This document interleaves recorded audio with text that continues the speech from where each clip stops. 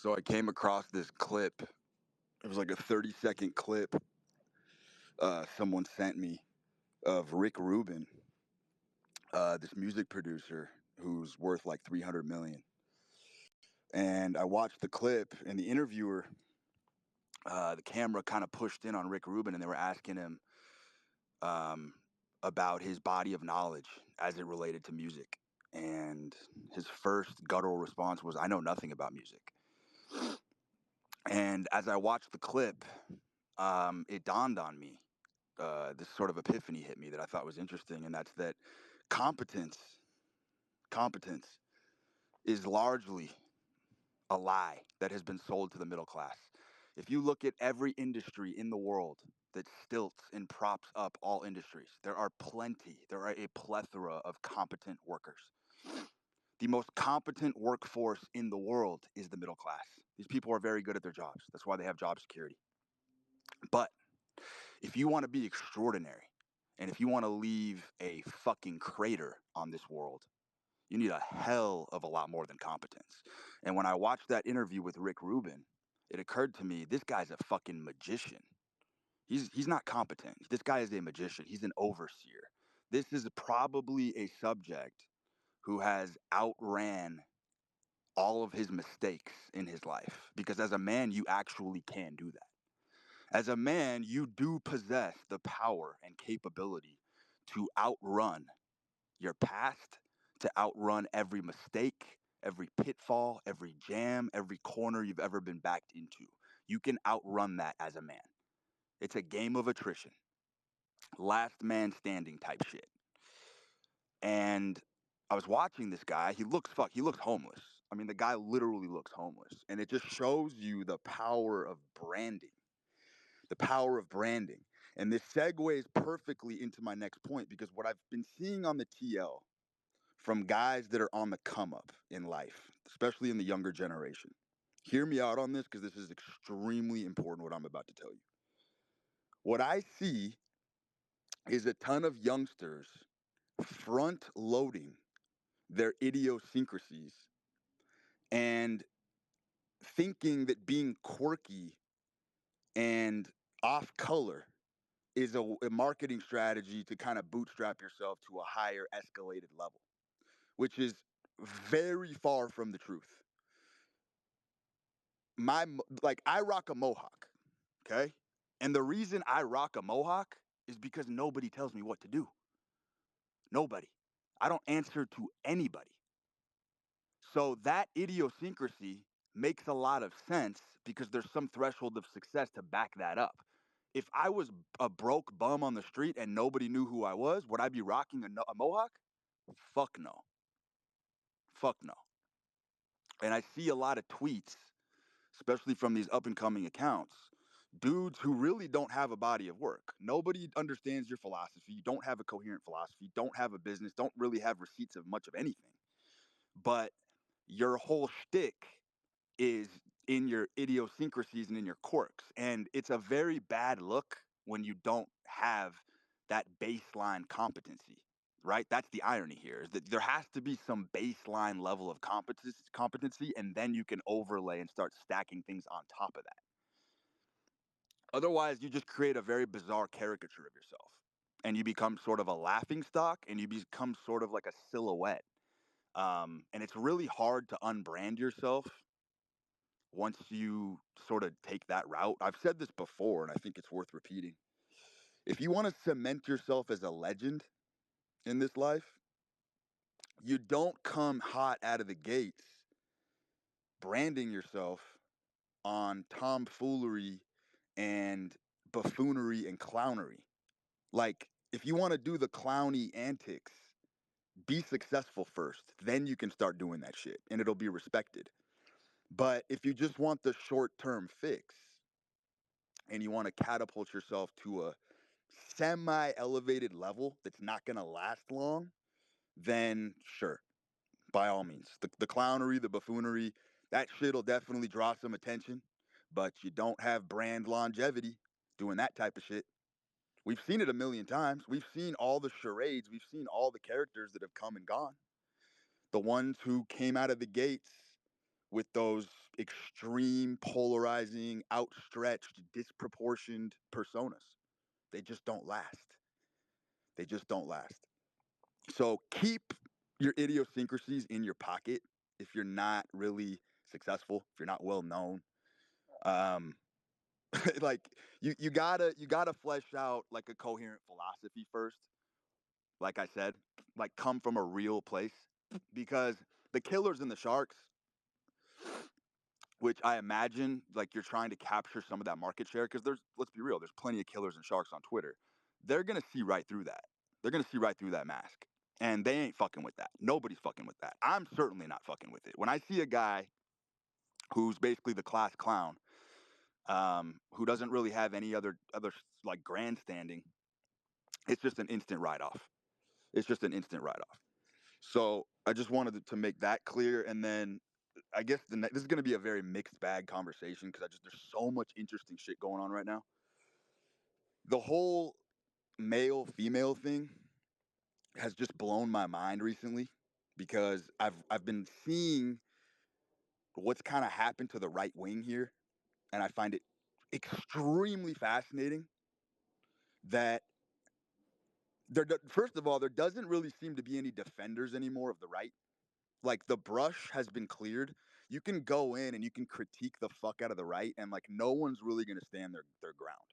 Like the whole fucking political axis right now, the whole like political theory, it's all up for grabs.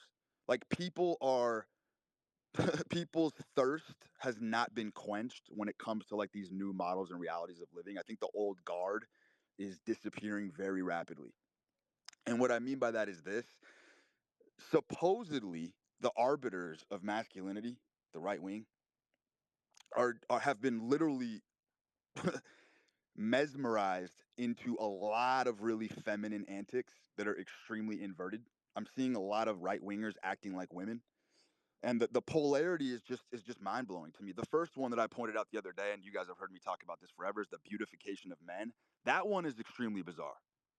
That one is just always going to be very bizarre to me. The idea that we got a bunch of guys walking around trying to be pretty boys, trying to be more beautiful than their girlfriends. Um, Again, guys, like you want the best marketing 101 seminar of all time? I'll drop it for you right now for free. Life is all, and I mean all, about juxtaposition, the coincidentia oppositorum, the reconciliation of opposites. That is the entire game of life. And if you happen to be born a very handsome male, guess what?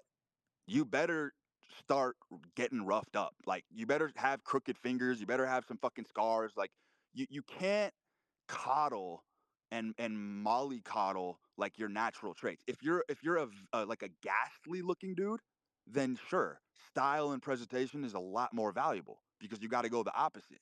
But if you're a good looking motherfucker and you can't walk in public because you're afraid you're gonna scuff your shoes or you're gonna fucking bruise your watch on the side of a table, or you're basically walking around in fucking plastic like Bubble Boy trying to protect your good looks. That is honest to God a road to just abject loneliness. Like that is going to be a horrific human experience.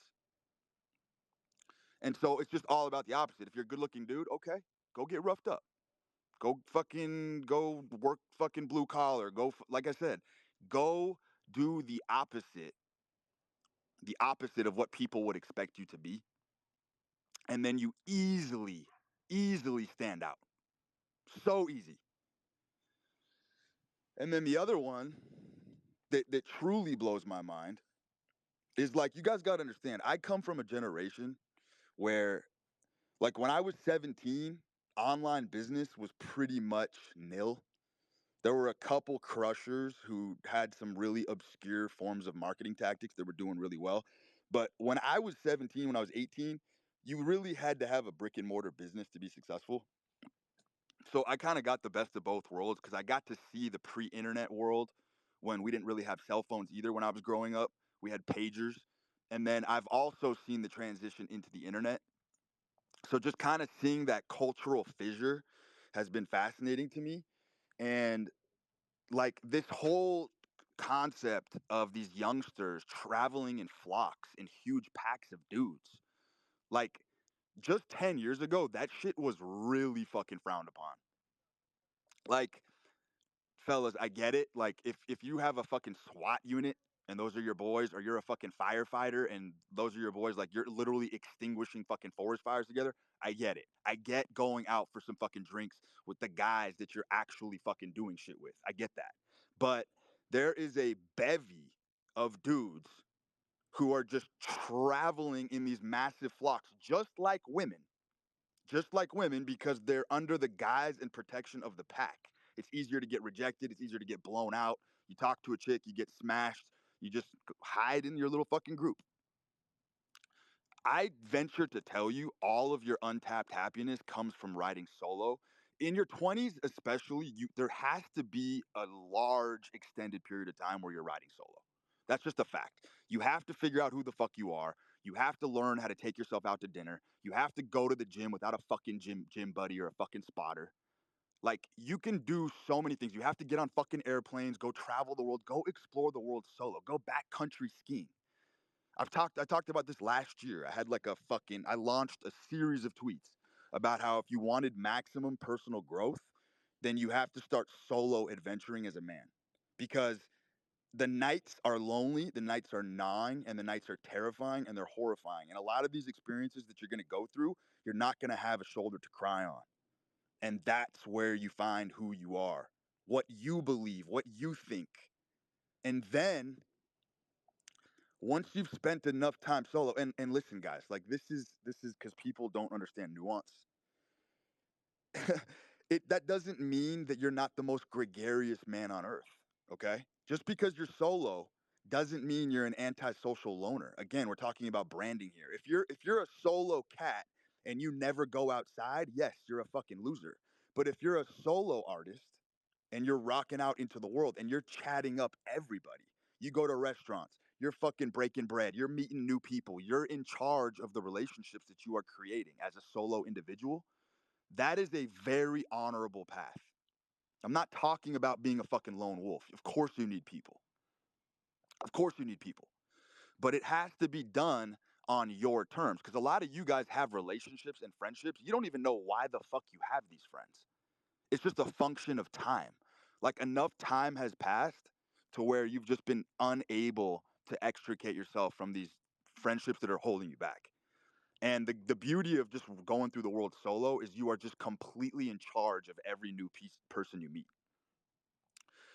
And then the beauty of it is, once you've proven to yourself that you can stand on your own 2 feet for an extended period of time, completely solo, then you re inject yourself back into your environment. Now you can start going into the groups.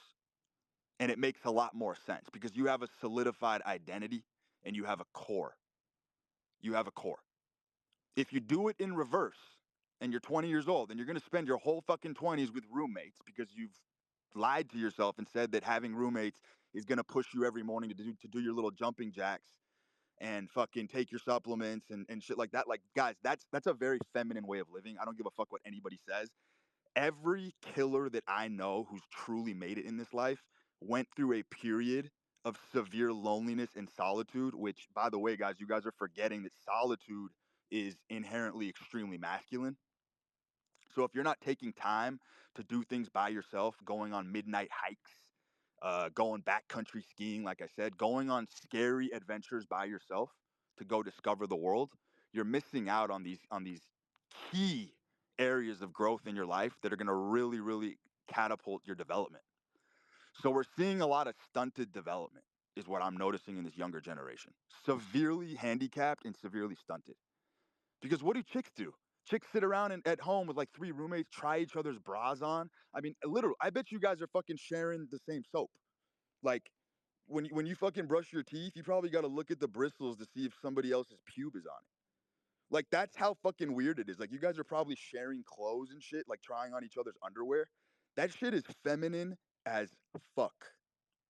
It's feminine as fuck. I understand doing it for a period of time. That's fine, especially if you're working on a project together. My overarching point remains the same. You have to carve in your 20s.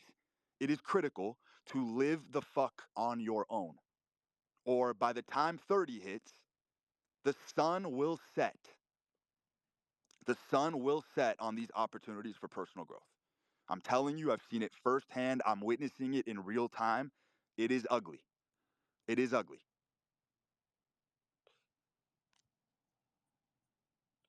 I'm going to move on to this next tweet that I wanted to talk about.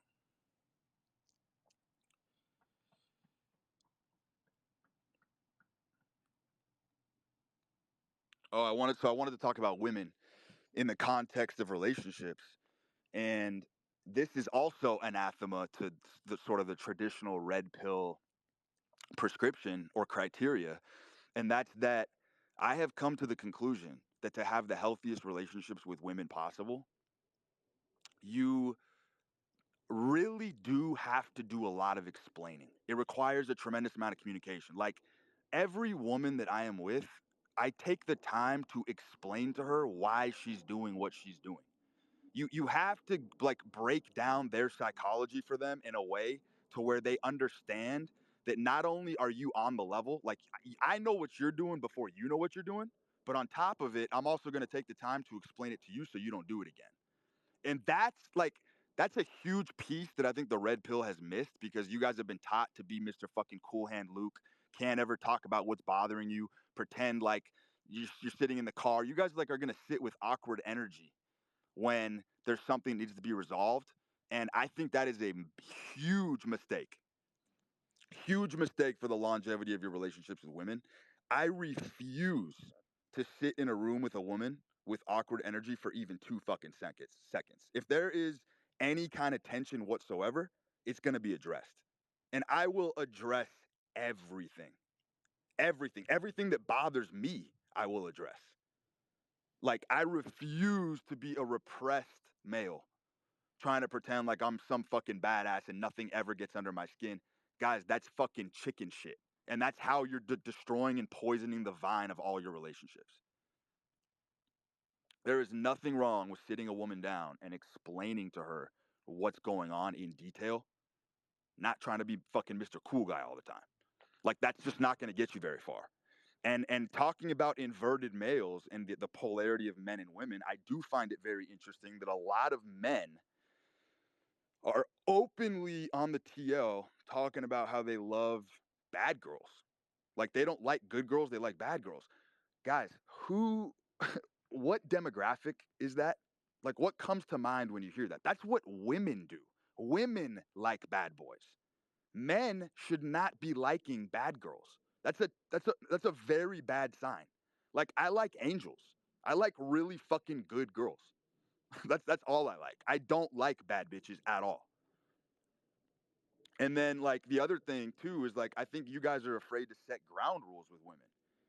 Like something that's worked for me for the longest time that has been extremely like impressive is every woman I meet, I refuse to hang out with a woman if she's on alcohol or drugs.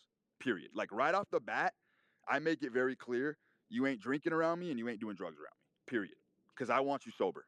I want to know exactly who you are. I want to know exactly what this is. I don't want any shading, any gradients. I'm gonna get down like real quick to see who you are.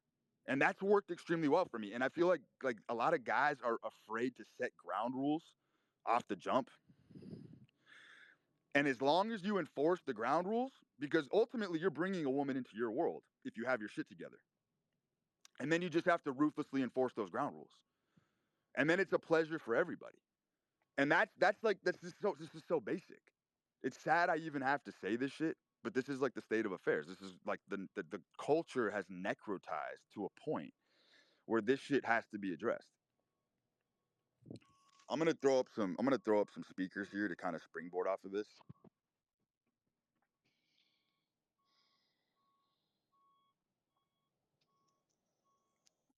See some usual suspects in here.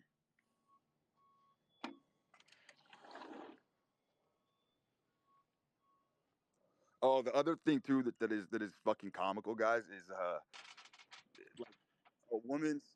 Hey, Mister, who I'm gonna put you off for a second, bro. I'm gonna finish this point. Um, fellas, like a woman is feels most at home when she's nurturing a man who's on the warpath and has been slaughtered. Like if like the red pill has taught you that you can never lean on the arms of a woman because that's beta, and that is it's the complete opposite. Anytime any man that I know that's worth his salt, that's been slaughtered in life, who's giving it a sincere effort, has always been able to fucking lean on the arms of a woman. A woman will take great fucking care of you when the chips are down if you are a real man. Like that's like there's no greater expression and joy of a woman's femininity and love than taking care of an ailing man who's on the fucking path. I've experienced it 100 times. In my 20s, when I would go bust, who do you think I'd fucking go crawl back to? A woman. And they would always take fucking great care of me. Get me back in shape, fucking nurture me, fucking massage me at night and shit. Like all that like super deep love that you need when you get clipped, you go to a woman for that. And the red pill has told you that's beta. Which is, I mean, I could just go on and on for an hour about how absurd that is. But if you want to talk about actual roles and you want to talk about like order of tradition and restoring order, that's how things work in nature. Like that's actually how fundamentally things work. So my brother, Mr. Who, jump us off here. Hey, what's up? How's it going? You can hear me? Yeah, yeah. All right, so it's funny you're saying about I remember you talking about like leaving your mom's house when you were younger and stuff. Like, I'm kind of going through a situation like that right now. Me and my mom are like beefing a lot. So, well, your advice would be just to leave, right? I guess. Well, 100%. I think the important thing with that is though is that like a lot of guys don't have the strength or courage to leave. So what they do is they purposely start sabotaging the relationship at home and they want it to get really ugly because they want her to do it. Like a lot of guys listening to this want to move out of their parents' house, but they don't have the balls to do it. So what they're going to do is they're going to purposely start fights every single day until their mom is just fed up and done, and then she's going to give him the steel toe boot out the door. So then he can blame her and say, "Oh, she kicked me out." But really, it was a sabotage. Like he did it on purpose. Yeah. Uh, So it just depends on the place. It depends on the place you're coming from, brother. I mean, you really gotta. If you really want to leave, that's not some fucking melodramatic saga that you need to play out with your mom. That's something you just get up and do. yeah, definitely gotta get out of here soon. And I have a question that, like about your diet. I remember you saying you were like feeling anxiety and stuff in high school, and then you changed your diet. I want to know like what you ate to like improve your. Yeah. So like I've been a very hardcore experimentalist in my life. I've tried pretty much every hardcore protocol you can try, and I came to the conclusion for myself that coffee is literally the devil. I'm convinced that the gin, if you look in fucking mythology, the gin is in coffee. That shit is fucking demonic. It puts micro perforations in your gut lining and it doesn't allow you to absorb the nutrition that you're eating. I don't give a fuck if you're asymptomatic. Any long term coffee abuser has a very, very fucked up gut. And what happens is when your gut has micro perforations, there's a severance of the connection between the mind and the gut axis. In other words, the bacteria and the parasites in your gut are no longer communicating with your brain. So your body freaks the fuck out because that pipeline has been vitiated. And what happens is you get that feeling of anxiousness like you're crawling out of your skin. I've been rotating a theory for a while that modern anxiety, as we know it, is something that humans never experienced maybe prior to like 50 or 60 years ago. If you look at any ancient text, even heroes, bro, can you cut out that noise? Yeah, sorry about that. Ancient heroes, if you look at any kind of text of anyone who did anything great, they talk about the panoply of emotions, but I've never seen anxiety as it's discussed today expressed in any kind of historical context. And I have a feeling that it is because of the diet and just how ravaged people's guts are. People have this sort of feeling all day where they're just kind of crawling out of their skin. They really don't understand how to rein it in. And it's physiological. Like I said, there's been damage to the gut, and so that brain connection is fucked. and so the body is panicking, and that's why you're feeling that. So coffee for anxiety is the number one thing to kick out, Yeah. 100%. Now, I'm also a cigarette abuser, and I will tell you, cigarettes and coffee prey on the same receptors. Like I've said before, a coffee is just a liquid cigarette, and a cigarette is solid coffee. It's pretty much the same shit as far as like the dopaminergic effects, but but um like you can the actual like the way you metabolize coffee, dude, is pretty much like molten lava. That shit is just absolutely incinerating the gut lining, whereas cigarettes are more of an irritant. Yeah. I look at cigarettes as an exacerbator.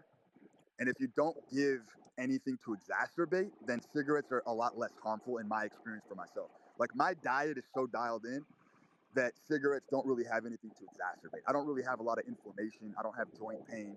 Um, like my systemic enzymes are in check. So like cigarettes don't really fuck me up, but coffee will. Yeah. And I have a question. One more thing. Like I I didn't have. Bro, we got too many people requested, bro. All right. I'm gonna keep it All right. moving, but thank you. Thank you, bro. Yeah, thanks Appreciate for it. the question. Appreciate it.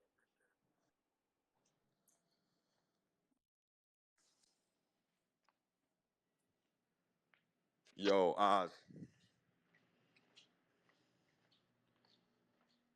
Oz, you're on. Hey man, thanks for having me. Yeah, what's good? I just wanted to point out something you said earlier. I think it's great that you're talking about how, red pill and having all of the men not showing their emotions or not coming back to their women when they actually, need support. I think it's great that you're mentioning that because I think that a lot of the problems that men today have is because they want to appear like this invincible, very stoic guy when in reality, like that's not the case. And just, having that and not wanting to talk about it, not wanting to accept those things, it's something that can actually like ends up fucking them up, fucking us all up, that much more. Yeah. Yeah, of course. Now, this is hyper nuanced, right? Because one thing you do never do is you never grovel or complain to a woman. I want to make that very clear. You never grovel or complain to a woman about your issues. But what I was saying is if something is personally bothering me that she did, you bet your ass I'm addressing that right on site. I will not tolerate any kind of awkward energy for even 2 seconds, especially in my home. It's going to get addressed and it's going to be addressed immediately. So that kind of segues into my tweet the other day, bro. If you look back, I was talking about coping. Coping is in many ways the appropriate response to a lot of fucking pain in life. And rather than going and complaining to a woman about your issues, you're way better off coping with some of anything but that. Because that definitely will incinerate the fuck out of your relationship and charbroil it to the ground. Is if you're fucking complaining about your shit. You don't do that. But you do address the things that bother you specifically. Does that make sense? Yeah, totally, and I agree with that. I think it's just the way it's it's so weird how the red pill movement has gotten a lot of men just so confused. So I think it's actually great that you're talking about that. And so I just wanted to point that out. And once you're done with the topic, if I may, I would like to just add a little bit to what you said earlier in response to the question on anxiety and the diet. Yes. Go ahead. Oh, thanks, man. The other thing is that one thing that I've noticed, at least with me, and then I started researching, was that whenever I woke up and I was waking up and I immediately had anxiety, just, I was feeling anxious. And it was literally the moment I woke up, I started realizing that all of those times I had, for whatever reason, eaten very simple carbohydrates, very simple sugars 1 or 2 days before. And so I started researching, and when you eat a lot of, like, when you're eating cake, when you're eating cookies, when you're drinking soda or whatever, like all of this ultra processed foods with a lot of sugar that are just empty calories, they also, bind to some receptors in the brain, and you can feel those effects 1, 2, even 3 days later in, as anxiety. And so I just wanted to add a little bit to that because I agree with what you're saying on the coffee, but also, a lot of people and that's the worst part. A lot of people drink coffee and have sugary goods, and the worst part is most people actually combine them, right? So you'll have a coffee and you'll have like a bagel, or you have a coffee and you have like something sugary, and that's like the worst thing you can do. Just combine them because that'll, Dude, yeah, if you go to any restaurant in the world and you just put ordinary table salt on your food, it is comical how every single table salt you can find in any fucking restaurant on the planet, if you look at the second ingredient, it's fucking dextrose. They're literally loading ordinary table salt with sugar because the average adult is such a child that they can't go 3 hours a day without consuming sugar. So they just need sugar in fucking everything. It's actually unbelievable how vigilant you have to be towards your health because they really are poisoning everything. It's not some fucking grand conspiracy to neuter you or to like for population control. All that's nonsense. The bottom line is capitalism, right? It's just capitalism. They're just filling up half the fucking container of salt with sugar because it's cheaper. That's just what it comes down to. So everything is just in the profit margins, and that's why shit is so fucked up. But we as individuals have a fucking choice. And that's why I do not entertain any conspiracies about they or the elites. I don't give a fuck what the elites are prescribing for me. I'm a grown ass man. I make my own decisions. I choose what I consume and what I don't consume. And I also choose to educate myself. So I think that shit's interesting, man. And then look, I want to give you an illustration of example of what I'm talking to about addressing shit with women. Okay. This was about a month ago. Chick I'm seeing needed my credit card to go get groceries. And I was busy. I was doing work in the house. She was out and about. And she asked me if I could leave the card. She asked me if she'd come pick up the card from the house. And I was busy. I was on calls. It was a super, super slam day. So I told her, I was like, listen, I'm going to put the card in the mailbox on the driveway. Just come get it. And she got really upset that I put the card in the mailbox, that I didn't hand her the card at the door when I told her I was busy. So I had a conversation with her when she came back, and I was like, listen, I was like, you asked me for the credit card, and I gave it to you. So the fact that you are throwing a hissy fit right now tells me that it was never about the card. You never wanted the card. What you wanted was my attention, and you wanted my affection, and you wanted a hug. You literally wanted me to open the door and embrace you and give you good feelings. Because if it was just about the fucking credit card, you wouldn't have made a big deal about me putting it in the fucking box because you got your card and you got your groceries. So those little, dude, this is what I'm trying to say. This is what people don't understand. Those little tiny microcosms in relationships are everything. If you don't address those tiny little things, those tiny little tiffs, you're fucked. You're fucked. And she wanted me to call her out on that behavior because she wanted me to address the fact that she actually just wanted some love. It was never about the card. She wanted to come over and see me and blah blah blah and have a big hug and a melodramatic fucking thing in the foyer. She didn't get that. So it turned into a thing.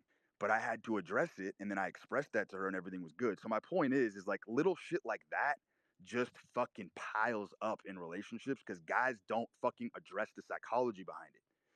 And I had to explain it to her. Like, break it down and fucking explain to her the whole fucking thing. And she agreed. She agreed that's what she wanted. So my point is, man, is like there's a huge difference between complaining and groveling and addressing shit that's going to be a larger issue down the line. 100%. I agree with that. And the interesting thing also is that a lot of women don't even know that. Like they do all of that unconsciously, and then you have a lot of men, especially when you're younger and you don't know how it works, just getting mad at them without them understanding that, hey, like they might not even know it. They might just be doing it unconsciously, right? Exactly, dude. Yes, exactly. You have to see everything as a man. That's like the burden of being a man is that you have to be so sharp that you understand all the motives and underlying reasons why women are doing what they do. And if you are a man who is that sharp and she cannot manipulate you and she cannot bamboozle you with those little schemes, you will have her for life. But if she can pull those tiny little things, if she can pull the wool over your eyes, the respect that she has for you starts to decrease. And I have never seen one relationship in the history of the world where once respect is lost, I've never seen respect be able to be regained from a woman's perspective. Once a woman no longer respects you, it is game the fuck over. You ain't coming back from that. So it's our job as men to live in a way where we expose ourselves to a lot of fucking stimulus, a lot of hardship and pain, because we are the bringers of wisdom. We extract all of these insights from going through our personal battles, and then our women benefit from that because when they're not feeling well or they don't understand why things are going on, you can come in and fucking explain it so they can understand. Like that's literally a holistic approach to a relationship. Is you take your life experience and then you teach and you become a benefactor, and your women benefit from the light, from the wisdom that you've earned. And I think a lot of guys are just missing the mark on this, and it's very unfortunate. I agree completely, man. One thing that you know that you said right now that was very interesting is, so I cannot speak for everyone, right? Because I was born and raised in Mexico.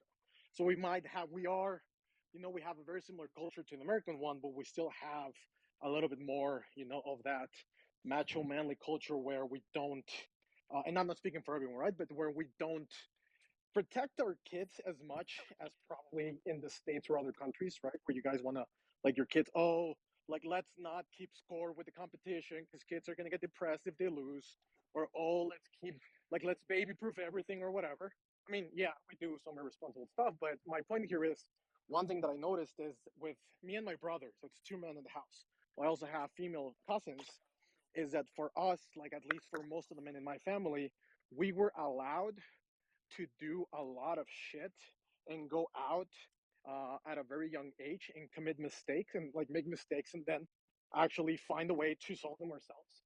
Whereas opposed to like our female cousins, like they're a little bit more protected. And one thing, that I've always thought about is that men are allowed and should be allowed to make a whole bunch of mistakes and get in trouble and everything because we need to be able to fall off a horse and learn how to get back up to get that confidence that we need so that later on in life when we have a family issue, a business issue, work issue, whatever, we know that we're going to be able to solve it, as opposed to like with women, where you don't want them to learn firsthand what it is to get pregnant at 15. You want them to learn from somebody else, right? So I don't know, just you Yeah, saying 100. that, it's just something that resonated with me a lot.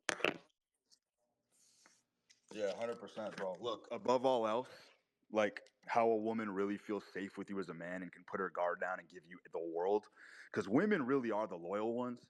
Like you guys think it's your boys that'll bury a body for you at 2 a.m. Trust me, it's a chick. Trust me, it's a woman who will fucking climb under barbed wire and move mountains for you if a woman truly loves you. I've seen it firsthand over and over again. Women are the most loyal creatures on earth if they love you. And here's the thing, above all else, a woman truly at the end of the day, all she wants to know is that she cannot manipulate you and that you're going to see through all of her bullshit. That's all fundamentally what relationships come down to with women is, am I going to be able to pull a fucking ruse on this guy and trick him and manipulate him into behaving a certain way? And if she is unable to do that, she will feel so safe and she will give you all the love in the world. As long as she knows that she can't pull any of those little fucking schemes because she's like, up, he's gonna see right through it. I can't even, like, they want to feel like they can't even go there with you because they just know you're gonna see through their shit. They just know. They know you're the type of guy who's gonna fucking call it out right away. And if you are that man, then you are unstoppable in your relationships at home because you're gonna create a very healthy environment. Completely agree, man. Thank you. I mean, uh, I really appreciate you having the space and just sharing all of that wisdom, knowledge, and experience Yep. with all of us. Yep. Yep. I'm gonna move forward, brother. Thank you.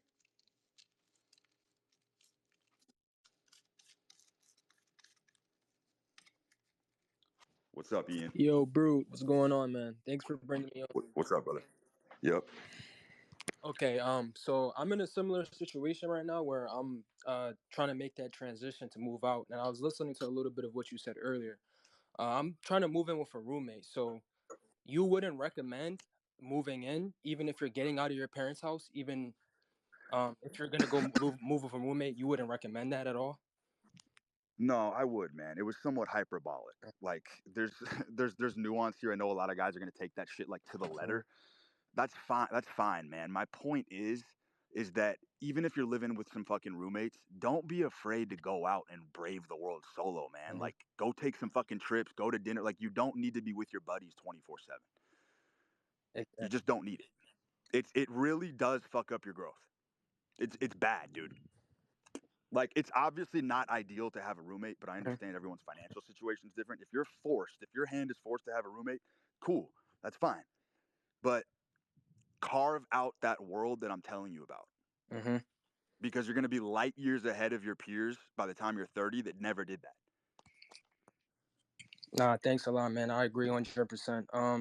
The next question I was gonna ask is, My buddy Mercurophile on Twitter, he's the one who kind of got me stoked on that, because me and him were DMing and we were talking about this past generation. We were just talking about, we were reminiscing about all the fun shit that we did solo. Like, every life lesson that I ever learned came when I got my ass absolutely handed to me by myself and I had nobody to cry on, nobody to bail me out, no phone calls to ring, just drag my ass home and process it on my own. That has been the most transcendental experience that I have ever had on this planet, and nothing will come close. I'm going to take another one, brother. I appreciate it. thank you, Brute. Parker Nathans. Yes, sir. I just wanted to say thank you, man. About a week and a half ago, I packed all my shit in a car and drove 20 hours down the east coast of Florida. Just getting to a new apartment I've never been to before. But all the solo traveling, like everything I've really done in the last year has really been inspired by your tweets and your voice memos. So I just wanted to say thank you for that. Yeah, man, I appreciate that feedback. That's huge. And are you feeling it? Give us some feedback. Tell us what it's like being solo. Man, my advice, like anyone that's because I was on this path for a long time, right? Especially anyone that has like moderate success, is that it just lights a fire under your ass to like get more shit done. More than anything else, it's knowing that nothing else is going to happen if unless you make it happen, right? All the work, hey, if you're living at home, you don't need to work as hard, you don't need to pay rent. Yeah, you can take the day off, you can watch Netflix. When you have real responsibilities, you can't do that shit. Like it just Mm-hmm. forces you to put up the put your what did you say? Put the gas on, just go faster. And I don't Yep. think anyone would really do that if they didn't need to, especially if they're just starting Yep. off. Yep, dude. If you're in your early 20s and you got a solo apartment or whatever, and you're in a studio, like, you have zero business even owning a TV. Like, you should be staring at four blank walls, waking up in the morning bored to tears. So you're forced to go outside in the fucking real world and make things happen. You should not be fucking vegetating in your fucking apartment. That is the most destructive force on the male psyche known to mankind. You have to get the fuck out of your house. I understand the internet makes it so easy to saunter at home and fucking print money. I get that. But your walls, your fucking room should be barren, should be austere, like desert conditions. So you're forced to go out, because you will, if you're sitting staring at four blank walls, trust me, in about 10 minutes, you will get so pissed. The anger in you will start to fucking swell up because you have no place to offload it. You can't watch porn because you don't have a fucking computer set up. You can't fucking watch TV because you don't have one. So guess what? You got to take that emotion, get your ass in the gym, go do something fucking productive in the real world. That's really the only way to do it. The real world is never going out of style. I've said this 100 times. It's never going out of style. Like, doing deals on cocktail napkins in restaurants, that shit is going to stay forever. So get out there. Brute, when you're a young man in your 20s like this, what's the best way to cultivate relationships with the woman around you when you're on the grind? You don't have time a lot. You're focused on your grind. What's the best way to cultivate relationships with You, women? sh- you should just be having fun, man. Like, if you're in your early 20s and shit, I mean, it's like, how serious is it really going to be? Like, you don't have assets. You don't really have a fucking stronghold. You don't have a command center. You really start to get serious, healthy relationships with women when you actually, like, own shit. Like, you can start owning cars. You can start having houses and shit. Like, they need that fucking security. Like, when you're fucking young and you don't have anything and you're just running around, that's the time to really have fun. Yes, you could find some chicks who will rock with you until you make it. That's possible. But you really should just be fucking throwing darts, man. It's a fucking numbers game. Like, it's never been easier to cold approach women, dude, because nobody approaches women anymore. That's what the dating apps did. The dating apps made it so the guy who has the balls to go up to a woman in real life is so far ahead. Like, there truly is zero competition because women really don't get approached anymore. They do, but not in the way they used to like 10 or 15 years ago. That's funny as fuck. Thanks, man. Yep. Let's get on Quinn.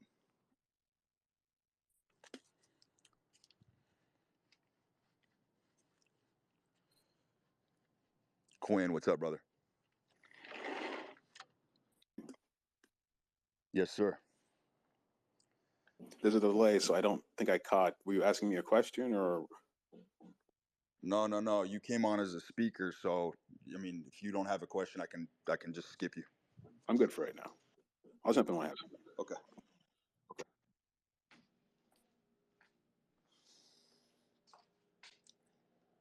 Who do we got? Let's get JC.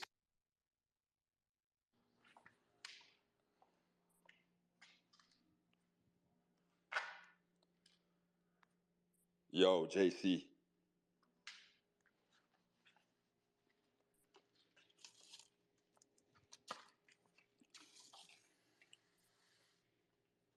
JC, you're live.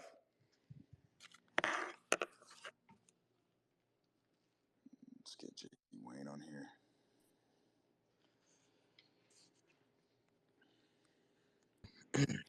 Peace and yeah. JC Wayne, what's up? Peace and blessings, man. Thank you for hosting this live, man. I'm inspired by the wisdom that you put out into the world, and you hit the nail on the head with the last thing you said. But just to follow up with my own unique position, my own question, you know, mid-20s, early 20s, sure, go out, have fun, and do your thing. But what about so I just turned 35 last week, last Tuesday to be exact, and I rode that wave. I had times of my life between 2012 up to this year.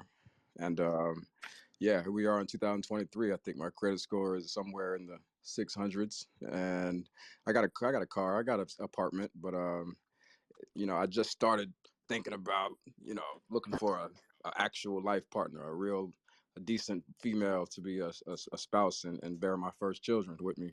You know what I mean? I got friends that are my age that have kids that are in high school. I got friends that are my age that have, 6-month-old infants. You know what I'm saying? So starting, there's an advantage to not having kids at 35, but you know, as you've been alluding to, the options are dwindling. And yeah, what would be your advice to somebody in my position that's, I got ambitions, I got companies, I got goals. I'll have a house and some more assets before the end of the year. But yeah, trying to find a decent woman and be a good person along the way. What would you say? You know what's funny, man? At the highest levels of the game, and nobody really discusses this, like women kind of just come to you.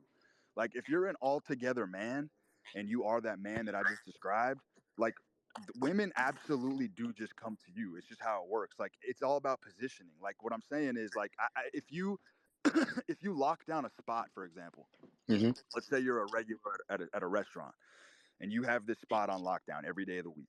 Everybody knows who you are. You walk up, the valets are dapping you up. The bus boys are making, coming out of their way to say hi to you, shake your hand. The restaurant staff, everyone's, giving you love because you're just that guy. The quality of women you're going to attract just being in that position in those types of environments is far better than the types of chicks you're just going to approach cold, right? It's like a warm lead versus a cold lead. Mm-hmm. So what I would suggest, if you do have all those things, is to find a spot or find some ecosystem where you can wedge your way into, where you have some control and some domain of power over there. And then things just come to you, bro. Opportunities, like that's like the end game of all this is that everything just comes to you, right? Money, opportunities, friendships, relationships, women, like it should all just be coming to you effortlessly. Once you've crafted and built yourself into a man who's worthy of that, then you really no longer have to cold approach. Yeah.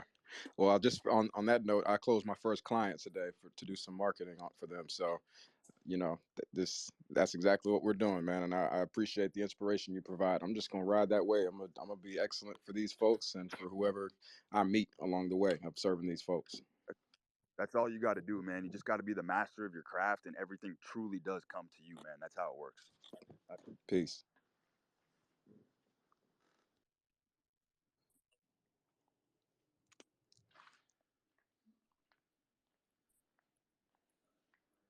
Jono. Yo, Yo. yo, it's cracking brute. Uh, so I day trade for a living at a decent enough level, and like would consider that a variation of professional gambling, like you do yourself. So Yep. I was wondering, how do you deal with risk management from a professional perspective, since controlling risk almost seems to be like the antithesis of your ethos in some way, and just like how those wins and losses affect your psyche. They don't anymore, man. Like I've talked about this at length, but my mission in this life has been to basically tear out as much pain circuitry from my central nervous system as possible. And I feel like I've somewhat cracked the code. Like I just simply do not get rattled by the losses anymore. I pretty much can sustain any kind of damage that comes my way. And that's just from years of experience of firing, dude. I mean, I am risk on 24 hours a day in my business. Like I am firing with my investors 24/7.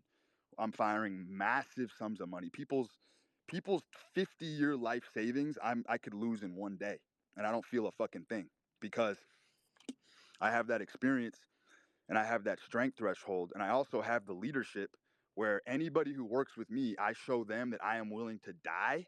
I am willing to lead from the front, and I will never ask you to do something that I am not willing to do myself. So, meaning, if you're putting big money stacks with me in my business, you bet your ass all my resources are on the line as well. Because I'm either going down with you or we're going up together. That's how I've always rolled. And I think a lot of these youngsters, man, it looks like a perfect question, are missing out on that call to adventure. People are so fucking scared of loss and waste and lost time. And like it's fucking crazy, man, because when you when you can shed someone's entire life in one day and you draw that breath and you realize you're still alive and you wake up the next morning and you're still strong, you're still fit, you still got your shit together.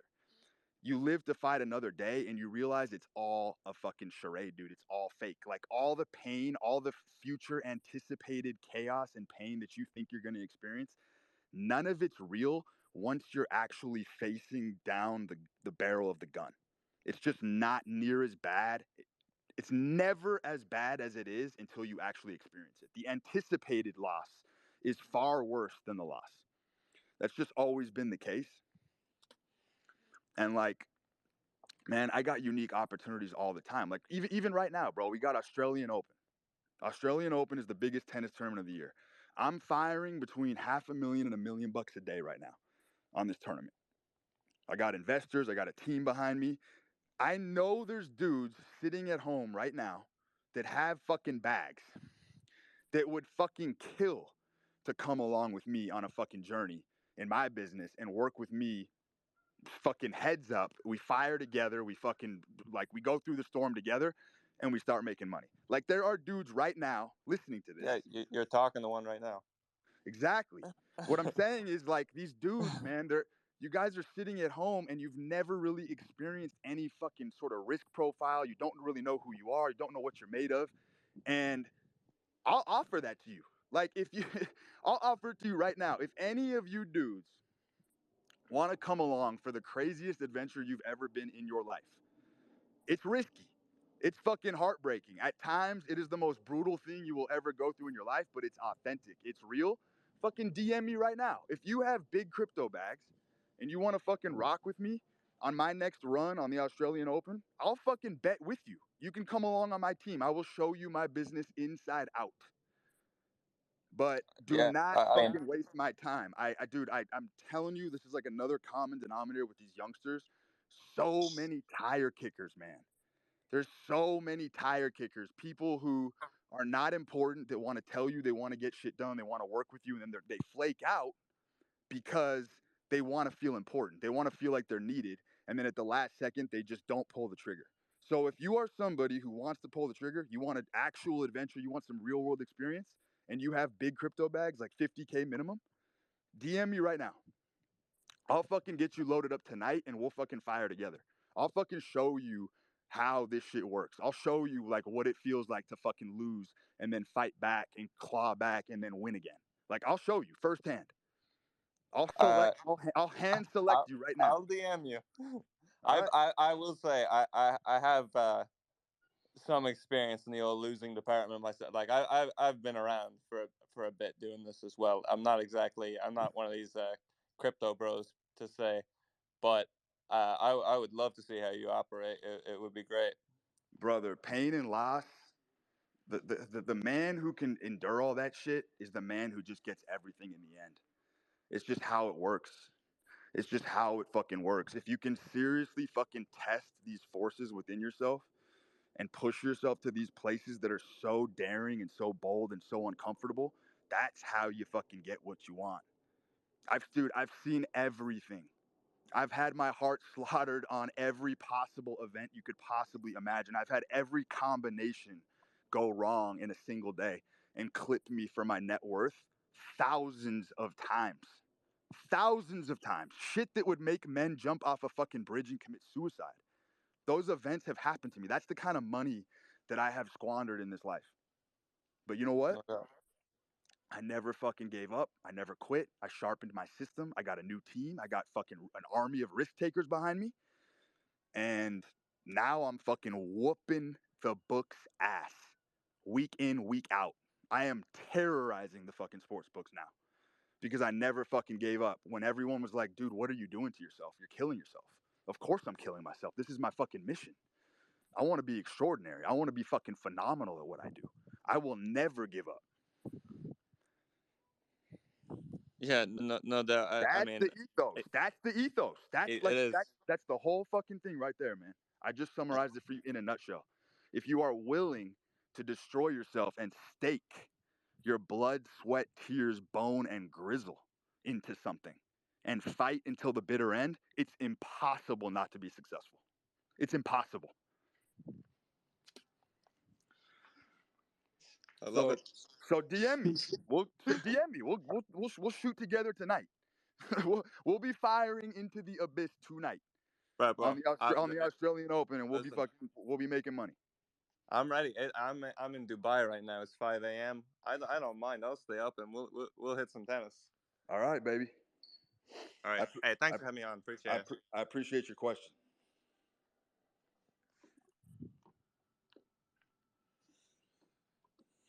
Yo, Dan, what's cooking?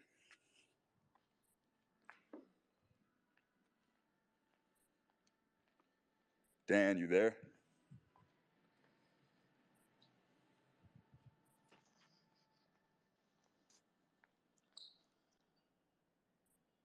Yo, bro, I know you said there's all these like tiny little nuances in relationships. But how do you personally keep like the romance alive?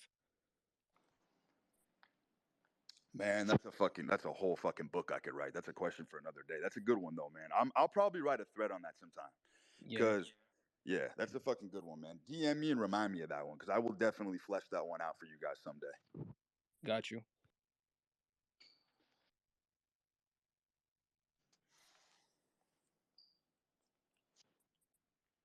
So Roosh, what's going on? Hey, Brute, thanks.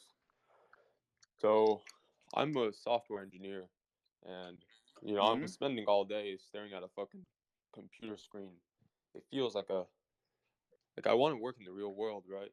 But I gotta do this, high-paying thing, just living in the digital world. I feel like You don't have to. I don't have to.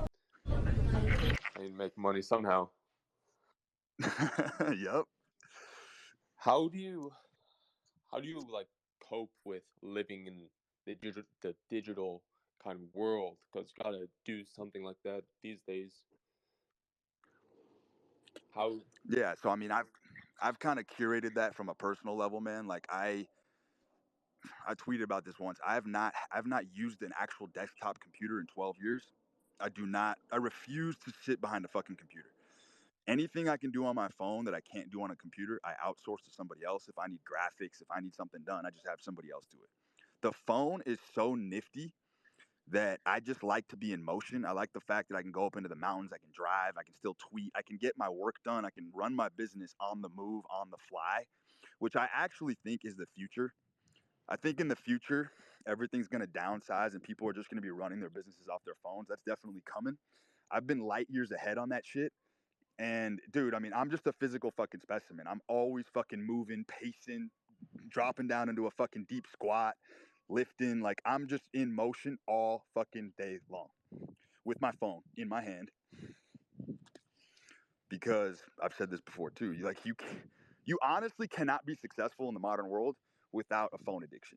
I'm 100% convinced that you have to have a severe phone addiction to be successful. Appreciate it. Because, yep. Get Sonny on here.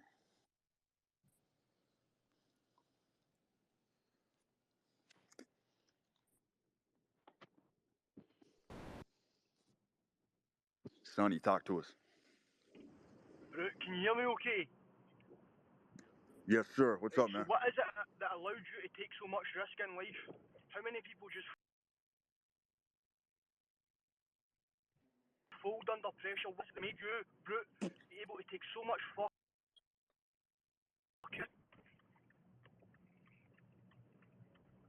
Brother, I can't really understand you.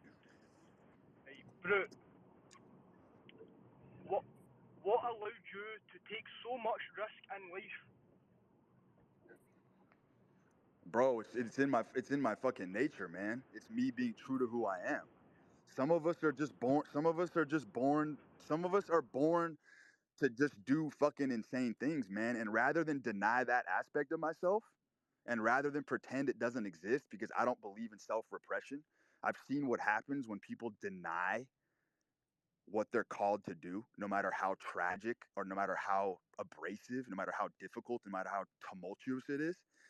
The people who don't lean into their natural destiny are the ones who live very, very pitiful lives. And I'm just somebody who has been called to this style of adventure and this style of living. And I refuse to lay down my weapons and disarm myself because that's my edge. I'm obsessed. I'm obsessed with my business. I am obsessed with cracking the code. I am obsessed with scorching these books for as much money as I can. So nobody is ever going to stop me from that conquest. No matter what the fucking consequences are, by the way. Because I accept my destiny, but more importantly, I accept who I am. And I don't fight against myself. There's a huge difference between working with yourself and fighting against yourself. And 99% of the population is constantly in using self-resistance, forcing themselves not to do the things they want to do. And that's just a pathetic, bitch-ass way to live. And I refuse to live my life like that. So I fully accept and take full responsibility for the lifestyle that I have chosen. Yes, it's up and down. Yes, it's risky. Yes, it's painful. But the upside of living in harmony with my spirit has given me everything that I've ever dreamed of on this planet. It has given me everything that I ever wanted as a child, and it's given me everything that I ever wanted as a fucking teenager and an adult. Just living in congruence with what I've been called to do. I'm a fucking risk taker. It's who I am. That's never going anywhere. So I guess to come back full circle, what I'm trying to say is don't try to be somebody that you're not. Because that's the most miserable, pathetic life that you can live.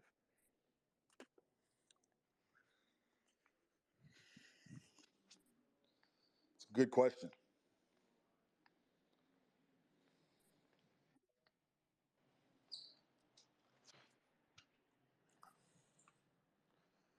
JW, what's up, baby?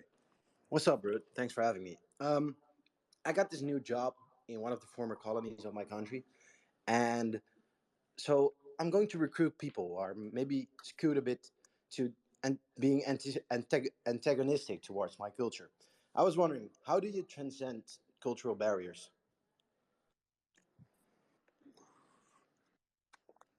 It's a good question, man. Amplify that question for me. Give me like a specific vignette. So I work for the military, and I'm going to recruit youth to do a certain program and get a job within the military here. Um, that they are kind of paranoid for the force I'm working here.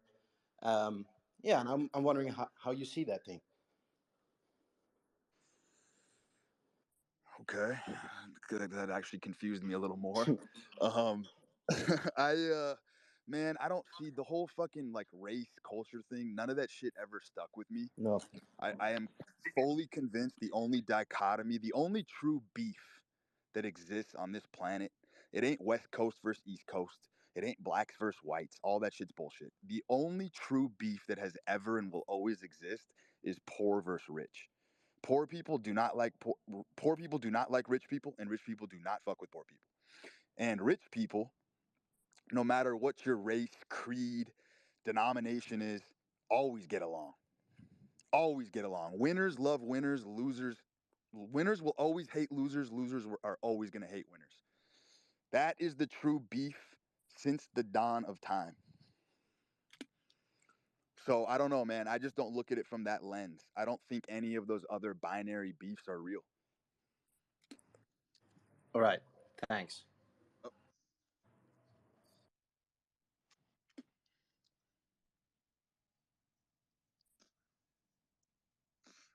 we got Turo on here.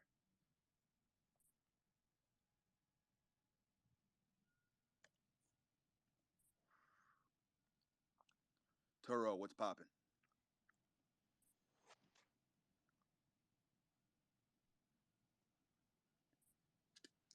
Turo. All right, I'm going to keep it moving.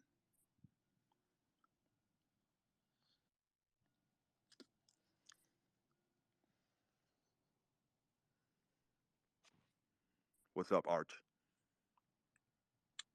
Hello, can you hear me? Yep. Yeah, I was just going to ask. I've built a business over the last like 2 years. I've built it to a pretty good level, um, but I don't see it as like the main thing I want to do. I've had like a pretty strong athletic background, so I'm wondering like, how do you? Is there like a way to exit from something like that, or like because it's a pretty full-time thing, and I'm pretty proud of like what I've done with it. But yeah, I'm just wondering, like, Yeah, man, that's a good question. That's a good question. So I'm cut from the type of cloth where I have the kind of fighting spirit that if I want to do something, I cut everything but the dream. I'm willing to slash everything but the dream. Like for me personally, I would never go work a temporary job while I built a side business. I don't believe in plan B. I don't believe in plan C. I believe in never saving anything for the swim back. I believe in swimming so far out that you have no choice but to continue to go and you can't turn back. That's how I've always lived. I'll figure it the fuck out along the way. I don't care if I have to be poor. I don't care if I have to starve. I will make my dreams come true at no cost. And I will not allocate any of my time away from that. And that's how I've always scrapped my way through life, man. I have been a scrappy motherfucker. There have been times where I genuinely needed to go get a job because I was that hard on my luck, and I just kept fucking pushing and just kept finding little fucking side hustles and side gigs and just ways to just kind of keep myself afloat without investing so much time into shit that I didn't want to do. That's been the greatest levy that I have ever enacted upon myself is simply I woke up one day in my 20s and decided I am no longer going to do a fucking thing that I don't want to do. I'm just not going to do it. I don't care if I have to suffer relentlessly. I don't care if I have sleepless nights. I don't care if everybody turns their back on me. I'm not doing a goddamn thing that I do not want to do that is not in alignment with my spirit. And I just refuse to live a life like that. Refuse. Absolutely refuse, and I will accept all consequences that come with that. Every last one of them. If I have to die in a hole and crawl out into a jungle and die under a pile of leaves because I couldn't figure it out, I accept that. But once I made that choice that I was no longer going to capitulate or kowtow or bow down to what anybody else programmed me to do, everything started to make sense and I started to get everything that I wanted in life. Everything. I was easily able to get women when I had nothing, when I was poor, because I had that swagger. I've always said this, being poor and being rich in many ways are eerily similar. They're eerily similar in the swagger that you have. It's the middle that always gets fucked. The middle always gets fucked because when you're poor, you have that fuck you attitude that is very attractive, and you almost enjoy 95% of the benefits that rich people do because you just really don't have. You're kind of at your own mercy. You kind of can do whatever the fuck you want. Like you don't have to answer to anybody. It's just the issue with that is you can't stay there for very long. If you stay there for very long, you can get real addicted to being a loser. And that is fucking spooky. Like there's dudes out there that are literally stealing the Wi-Fi from Starbucks every day, driving to car dealerships to get free coffee and shit like that, living that like minimalistic lifestyle. I renounce minimalism because I feel like a lot of people who have embraced minimalism are hiding from the competitive game of capitalism. And I think capitalism is the greatest game ever invented. And I think as men, we have a responsibility to play that game with the full extent and might of our power, strength, and imagination. And I don't think that it's ever cool to cower from the opportunity that capitalism has provided all of us. So it's like, I guess I'm just at the extreme end, bro. I would rather be dirt fucking poor with no job than making six figures a year at a job that I absolutely fucking despise, going home and I want to strangle my boss every day. Like, I would literally rather live in dirt than live that life. But that's just me. Yeah, I suppose you got That's to just figure me. out It's yourself, for me, haven't you? bro. It's glory or bust. Like it's all or nothing. Like I'm going for glory, or I'm at zero. It's just like there's no fucking in between with me. I will tell you this though. I think that is a common feature of people who are highly successful, and it's also a common feature of people who are highly unsuccessful. So it's a very delicate balancing act. I am not going to sit here and pretend like that is a role model point of view. I would never recommend my lifestyle to anybody else. I'm just telling you from my perspective, that's how I've been able to operate and navigate this life. Sound, man. Appreciate it. Yep. Let's get Death Squad on here.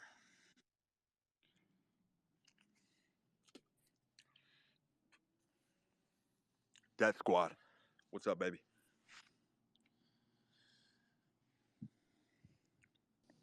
Hey, can you hear me? Yep. Hey, I was wondering, are you familiar with Kapil Gupta? I am not. He's spoken a lot about not doing prescriptions, not abstaining, stuff like that. One of the only other people I've heard talk about that besides you. Interesting. If you have any resources, bro, please DM them to me. Absolutely, will do. Yep. Thanks, bro. Definitely.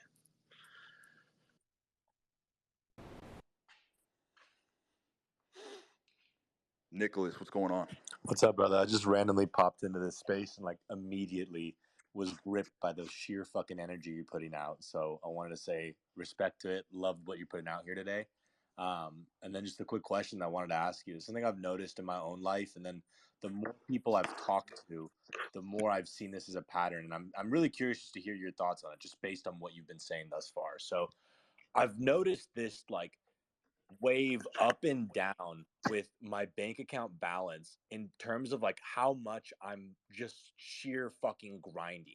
So I will have this point where it almost feels like I have too much money in my bank account. It's just kind of like a weird feeling to have because everyone's just saying accumulate as much as possible.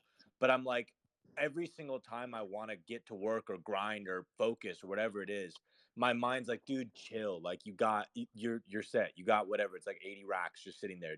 You don't need to do anything. And like just enjoy the time that you have right now because it's going to be chaos in the future. And there's just this like need to get rid of the money. To like I'm just like I have to get rid of this otherwise that drive is gone. But then what happens is I'll invest the money. I'm never like stupid with it. I don't do stupid shit really. I don't really need to buy any stupid shit. I already got all my stupid shit bought. So I always invest it into like coaching, into just like things that are going to make me better as an individual. And I noticed that though there's that point where if my bank account hits that number, it's like 30 or like 40 G's or something like that. That's where like just like my butthole puckers a little bit. I'm like, fuck. Yeah, I'm yeah. really like now I'm like it almost feels like I go into a scarcity mindset. And I don't know if this is like necessarily healthy to be living in these like extremes at all times. And I feel like you just understand this. Like hearing what you've said, I'm like, if someone understands this guy. And I'm just curious to hear your thoughts on like living that lifestyle. If this is something that like there's a better way, or if I'm just due to my age and fairly young, I can't see this just yet. Just curious to hear what your thoughts are, man. I can completely relate to that, dude. What that is that's that primal instinct to hunt. I've always said this. I'm very disconcerted and I'm very off put by the idea of like making a ton of liquid and then having like a financial institution like a Merrill Lynch like go manage my money. To me, that just feels like self cuckery in a way. Mm. Like I'm the type of guy who just wants to be a steward of my own money till the day I die, and I also want to wake up and fucking hunt for my bread because there's something that cleanses the soul in that. You're talking about a very spiritual principle here that I think a lot of people probably would not understand. I understand it because it is the true primal way of living, bro. Like, let me give you an example. There's a lot of people, especially high profile people, that are walking around with some really fucking bad habits. Like Michael Jordan is like in anybody's book a degenerate gambler. But here's the thing. He's been so successful and he has so many vehicles and instruments that make money that he's literally outrunning his demon on a daily basis. Like he literally cannot bankrupt himself because the vehicles that he built are too powerful. And I believe that is the apotheosis, that is the pinnacle of the human male experience, is being so powerful and having the ability to generate so much capital and so much success for yourself that you're essentially able to eclipse and overshadow all of your bad habits and quirks and idiosyncrasies, if that makes sense. So Yeah, so that makes a lot of basically, sense. so basically, like, bro, there's tons of fucking high profile people who are fucking drug addicts. Like straight up. Like they're doing fucking cocaine and blow. They're doing all sorts of fucking crazy shit that would absolutely annihilate an ordinary person. But they're so successful and they have so many vehicles set up that they're basically able to sustain those nasty habits almost indefinitely. Some of them don't. Some of them obviously get clipped along the way. But I guess what I'm saying, dude, is like that's a very abundant spiritual mindset of like, look, I don't give a fuck what my bank account's at because I know if I wake up tomorrow and I really fucking put my mind to it, I can figure out how to build a vehicle that's gonna keep me replenished. I love that style, bro. I love that style. I personally fucking despise the concept of saving money. I just absolutely fucking despise it. Like I would never just have tons of fucking capital just rotting in a fucking account, earning like fucking 2% a year. That would never fucking happen in my world. Yeah, just it's like when it comes down to what you're talking about with Jordan and all that. I don't know if you've read any of like Tim Grover's stuff, but he talks about this with like the dark side. Like everyone that's like a high performer, he calls them cleaners. Like they have this dark side, and I've like really tried to ponder what that is because a lot of those addictions and shit, like I've just conquered that because I didn't. It really what it came down to is, does this interfere with my work? Yes, get the fuck out. Like I would just stop it because Exactly. I cared that much about it, you know? Exactly, dude. And it's all in the branding, bro. Like self branding is the whole fucking game of life. Like if you took a guy like Jordan and gave his fucking gambling habits to an ordinary person, Oh, they they would couldn't be handle it. they would be the biggest loser on earth. But the way Jordan does it, you don't even fucking know. He's still the fucking GOAT. He's still the greatest of all time. So it's like, how excellent can you be in your pursuit of greatness to sustain the habits that you're unwilling to get rid of? See, when it comes to removing character defects in your life that you know are destructive, the only question you need to ask yourself when you want to make a personal change, if something's holding you back, if you're exhibiting behavior that's ruining your life, you ask yourself one question. Am I willing to give up the benefits that come from this bad behavior? Because every bad behavior you have has incredible benefits, or you wouldn't have it. Right? Like Damn. I've said this before. Every habit that you have, no matter how destructive it seems, is profitable. You're profiting somewhere from whatever kind of behavior you're exhibiting. Like there is a profit margin on the bad habits that we have. And that's why most people are unwilling to get rid of them, because they don't want to get rid of the benefits. Damn, I've never looked at it before like that. I feel like the one that comes to mind for me that everyone is constantly telling me is bad, and like I'm constantly like kind of having to police it a bit, is just like the amount of influence that I let into my sphere, or like what I'm addicted to is literally like paying people to like talk to me, and like I want to hear how you fucking think, like coaching, all that shit. I must have in the past year spent like a minimum of like 200 grand on coaching and just talking to people, masterminds and shit like that, just sheer information, because it's like I'm like, it hasn't stopped working. It fucking works every single time. I'm better every fucking year, and I consume a shit ton. But I know the downside of it. The downside of it is sometimes I get in this state where I'm like, fuck, I don't know what to do, because I have 50 voices in my head, all different perspectives that are all valuable. But you're absolutely right that the net benefit of it, that I'm getting all these perspectives that most people would never have access to, is like, I mean, that's by itself priceless. You can't even put a Exactly. price tag on it. Exactly, dude. Even no matter what lifestyle you choose, it's profitable. That's the crazy part. Even losers, even people who do nothing and have zero ambition, they've chosen a profitable lifestyle. Because typically what happens in those arrangements is you get a loser who can't get his shit together. He's going to be reliant as a leech on somebody else for resources, whether that's his parents bailing him out, whether it's a fucking girlfriend. Like, no matter what lifestyle you choose, there's profit there. So it's like that's why people remain losers. That's why people remain low. That's why people never strive for greatness, because for them, they figured out a way to manipulate whatever ecosystem or system they're in to survive. Mm. They're just able to survive on a daily basis, carrying on the way they are. But they don't really want anything more. And that's the problem with the modern world. The modern world makes it so that basically any lifestyle you choose, you're going to survive. Food is so cheap, rent is so accessible that basically no matter what you do, you're almost never going to go bust in this society Oh. unless you're severely mentally ill and you really want to be homeless. Like it's just that simple. So like that dude, that's why there's so much angst. That's why there's so much depression in the youth, because they're surviving daily. They know their needs are met, but they want something more. Yeah. They want to leave a footprint on this world, and they Yeah. don't know how to make themselves visible. Damn. Dude, this is amazing. I'll let someone else take it. I mean, I could go all fucking night with you, but this is amazing. Thank you, dude. Yeah, I appreciate you.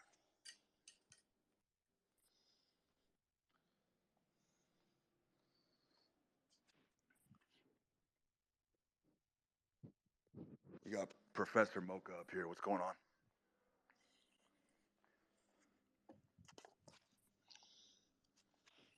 Professor, you're at liberty to speak. All right, we're going to move on. Let's get Ragnar. Let's go. I gotta spark up a dart for this one, Brute. I'm fucking. I've smoked 10. I've smoked 10 since the space has Let's started. fucking go. All right, brother. Look, I'm 24. I left home at 20.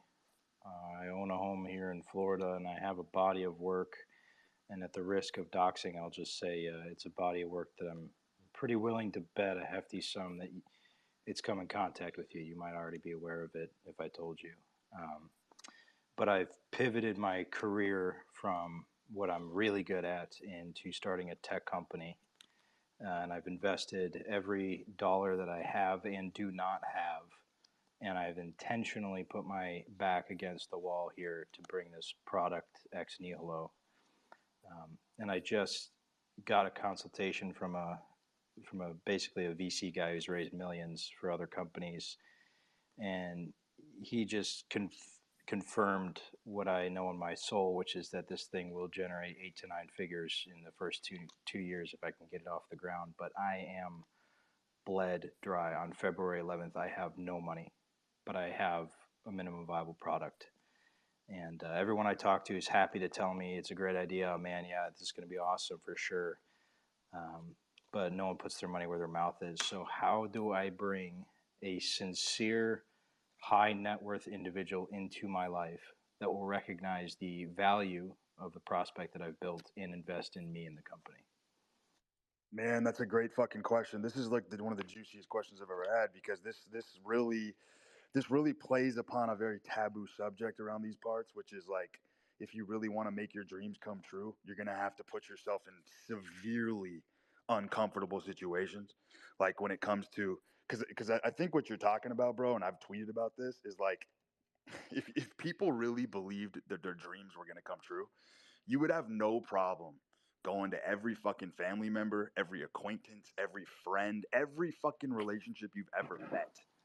You would go hit those people up for the financing to make your dreams come true. If you really believed that your product was going to be worth that much money, you would have no problem borrowing every fucking penny available to you on the planet to make your dream come true right now. And here's the crazy part. Everybody listening to this show right now has the money under their nose, sitting right under their nose as we speak, to finance whatever projects they want to do. It's just, do you have the balls to put yourself in the fucking hot seat and deal with the consequences if you can't make that come true? Are you willing to bet on yourself to that degree? That's just what it comes down to, because the money's there. You know it. I know it. The money's right under your nose as we speak. As we speak, that money is under your fucking nose. Yeah, I hate hearing it. I know. I mean, like I'm thinking, okay, second mortgage, sell my fucking car and bike, whatever I gotta do. How bad do you want it? That's exactly it, bro. How bad do you really want to make that shit come true? And if you don't, then you really got to ask yourself, are you sabotaging? Are you doing it on purpose? Right. You know. So yeah, man, that's a great question, and that's a delicate one, because most people don't want that kind of pressure and responsibility. And I understand why, because it's brutal. It's absolutely brutal when you're the star of the show and you're the center of attention, and you got people relying on you and depending on you, and you got to perform. I'm in that situation every day of my fucking life. I'm in a performance-based industry. People are counting on me. They're counting on me to perform. And I love that shit. I wouldn't have it any other way. But I will also fight till the death for my people. I will fight to the death, which means I will pillage and plunder every fucking last resource on the planet to make it happen. The idea that it's right under my nose. So there's some level of, there's some level of not humiliation, but martyrdom of, I am going to go to every cousin, uncle, friend, kid in high school, whoever had a good rapport with. Yep. Damn. It's a brutal game, bro. It's a brutal game, but I'll tell you this. There's a lot of guys who claim they would love to be in your position. And then once they get in your position, they realize they want that old job back. Because they realize they call uncle. They call uncle, they wave that white flag, and they're like, you know what? This is not what I thought it was. And dude, the situation you're in is beautiful right now, because you really get to figure out who the fuck you are right now. Like, are you really that guy? We're going to find out here very shortly if you're really that guy. And I'm glad to be doing it at 24. I feel spiritually like I'm 40. And I came across your Twitter about a year and a half ago, and it's been an endless source of orientation. So I'm grateful for it. And I'll see you at the top. Yep, I appreciate it, bro. Thank you.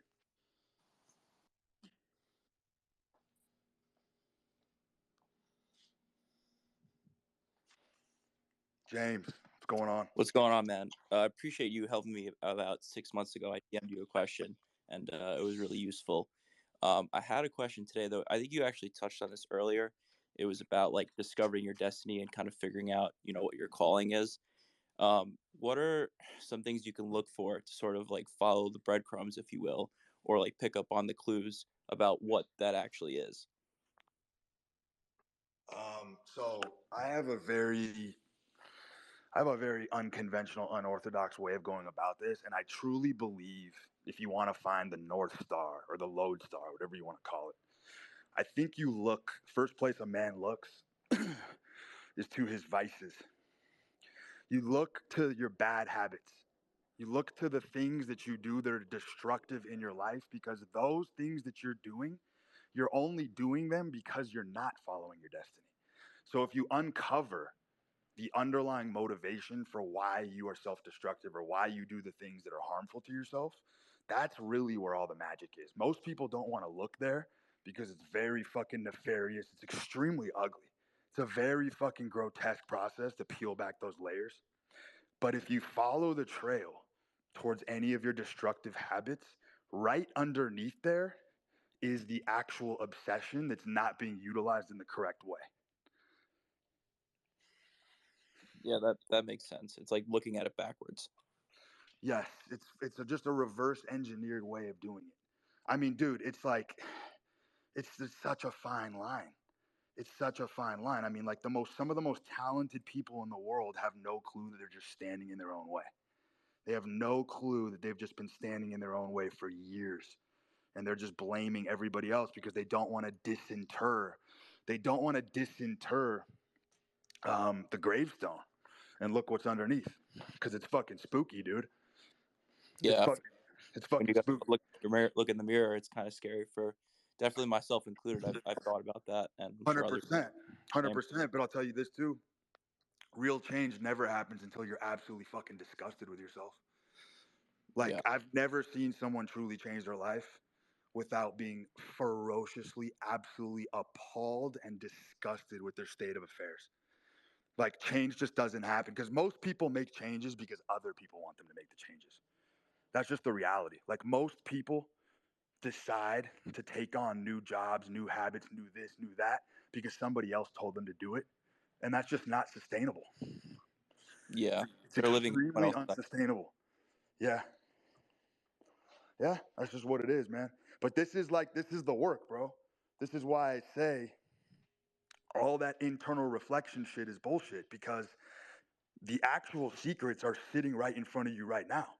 You don't have to meditate for 3 hours or fucking journal your thoughts. Everybody knows right now what they're being called to do and why they're not doing it. Every fucking person knows. Everybody. Everybody listening to this knows exactly what they were born to do. And they know if they're being a coward, and they know if they're pursuing that, and they know if they're just fucking playing, children's games.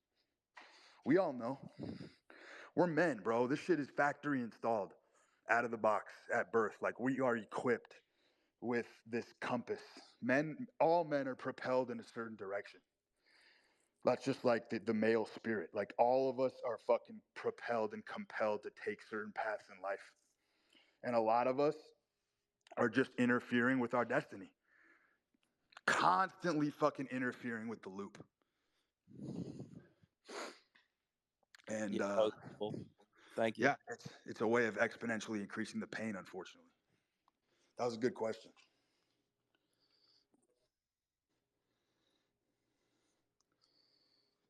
L Flash, what's up, brother?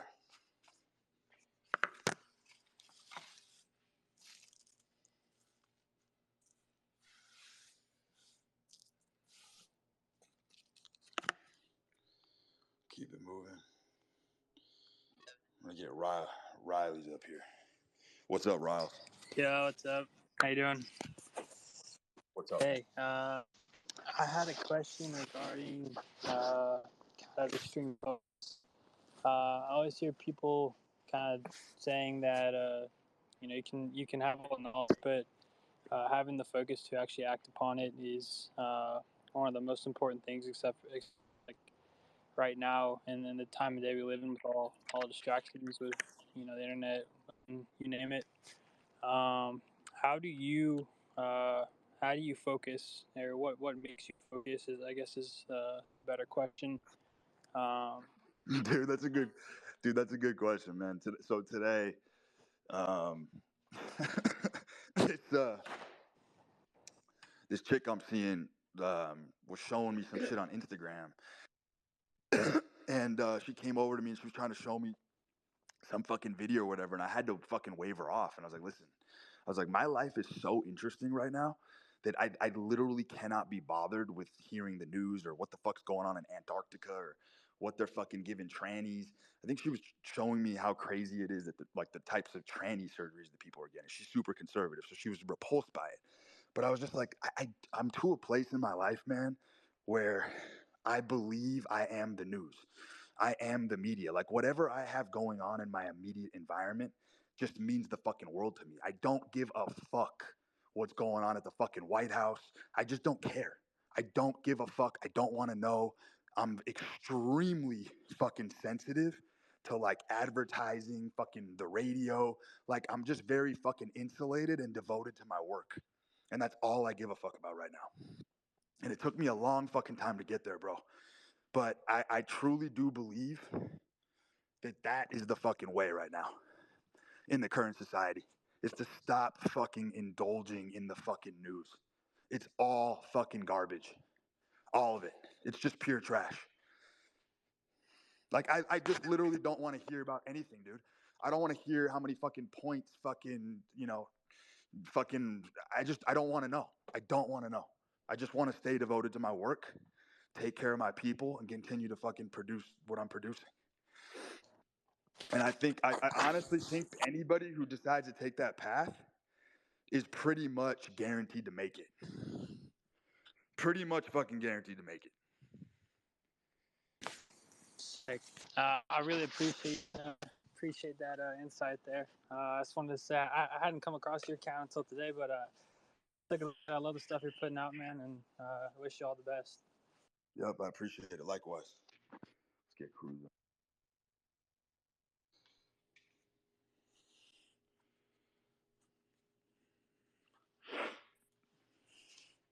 Yo, Cruz, what's up? Yeah, what's up, Bert? I wanted your insight on something. I am 24. I have a 2-year-old son, and I'm asking you this because I know you're a father. I'm doing okay for myself now. I'm doing around like any 15, 18K a month, pretty consistently in sales. But I feel as though I don't, kind of like what we were talking about earlier. It's not fucking exciting. I get like my excitement in life from like going out splurging on women or just doing X, Y, and Z and then making it back in sales. Like that's my fucking dopamine rush. And I know I feel like a fucking sicko for even saying that out loud. How do I'm stuck on how to find something that's going to give me what I want, a path that's going to give me what I want. Yeah, man, that's a fucking huge question. It's like I said, man. The only way to truly make it in this modern world is some kind of fucking pathology, brother. Like, we live in a world where the type of pathologies you're seeing, the type of narcissism, these types of personality traits that you're talking about, it's a healthy response to a necrotized, dying culture. In other words, you're going to start to see a lot of mental perturbation in men. Men are going to start being more, you're going to start seeing more madmen, more fucking lunatics, because the culture is so fucking dead. There's no rites of passage. There's no gauntlets. There's no crucibles for men to test themselves in. That basically men are developing these like paranormal style personality traits in order to kind of right the ship. So it's like, bro, you got to kind of embrace that. You got to kind of embrace that fucking hunter, like I was telling you, that hunter run and gun style. That's what I would do, because the type of self-repression of you pretending that that's not who you are is going to come back to rear its ugly head, man, in some other department. Appreciate it, brother. Thank you. Yep. Let's get Brando on here.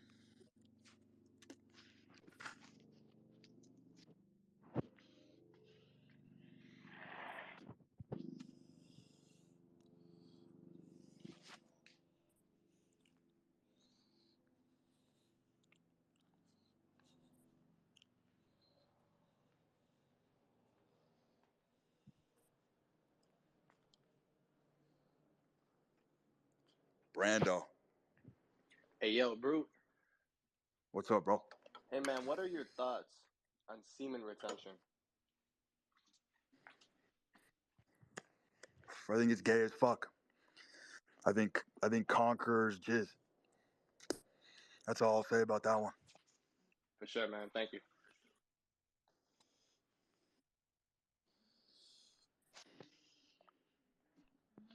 Matt, what's going on? What's going on, Brew? First of all, I want to say thank you for doing this live space. You got a ton of knowledge in here, so I really appreciate that. And I know everyone else does as well, so thank you very much for that. Yep. I guess my question would be, any tips for overcoming the scarcity mindset? For background, I'm 19 years old. Really started making some decent money this year. Came from, I guess, damn near sleeping on the floor, which is to where I am now, which is a step up from that. But for some reason, I feel the most uncomfortable now.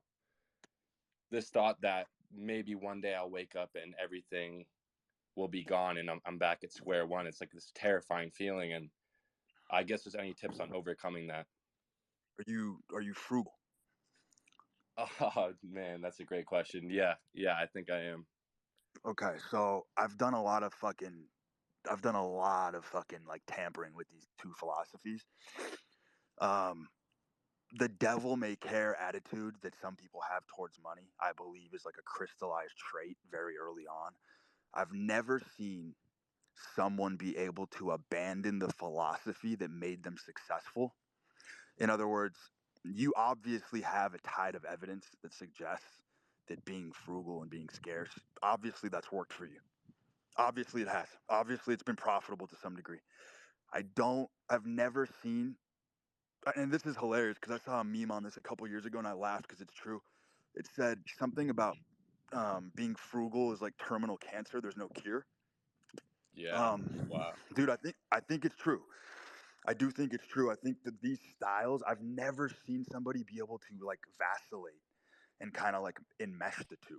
It's like you're either fucking you've found an approach and you found a style. Like people who are frugal, like there's people worth like $300 million who are frugal as fuck. And the reason why they can't spend is because the philosophy of being frugal is what made them all their money. So you can see, like I used to bash frugal people because I used to fucking despise it. And then I realized I had a more mature, enlightened approach as I got older. And I realized that it was just because that was the philosophy that they incorporated to make their money. So I could see why abandoning that would be really fucking troublesome. Just like me as a gambler, it's extremely easy for me to lose and win money because I'm in a game of extremely fast money. So the way I make my money is extremely fast. So I also understand that on a meteoric rise, you can fall just as fast. You know what I mean? Like it's in lockstep. It dovetails perfectly with my philosophy. So it makes sense. Just like athletes, it's why athletes blow all their money because they made the money so fast. So it's like I don't think you should fucking try to be something that you're not, man. I really don't. I don't think you should like purposely try to be like a fucking hefty spender because I just don't think it's gonna go well for you. I just think that's in your fucking DNA. I think that's who you are, and I think you need to double down on it. You know what? You're absolutely right. And now that I'm thinking on it, I was literally down probably to my last like $200 before I actually started to make money. And maybe there's something in my subconscious that's like clinging on to that moment, you know? Exactly. Exactly. It's something that's been implanted there. And so I think it's a crutch, just like I think my style is a crutch. Everything is an overcompensation and a cope and a crutch, bro. It's just like I've come to terms with this. And so abandoning that crutch that's been so useful to you is just going to cause you so much unnecessary pain because you're just going to try to be somebody that you're not. And then guess what?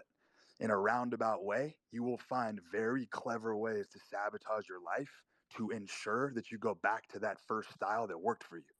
That's Right. the hilarious part. Is like we can do all these fucking roundabout games all day long and pretend to be who we're not, but all roads lead to Rome. You will always end up exactly back at your baseline of who you are. I've seen it countless times. Yeah. So just shortcut it, save yourself the time, and just don't even fucking go there, bro. Wow, man. Yeah. Thank you so much. I appreciate you taking the time. Great That stuff. was a good Thank question. Yep, that was a good question. Let's fire another one. Alex Pilov, what do you got for us?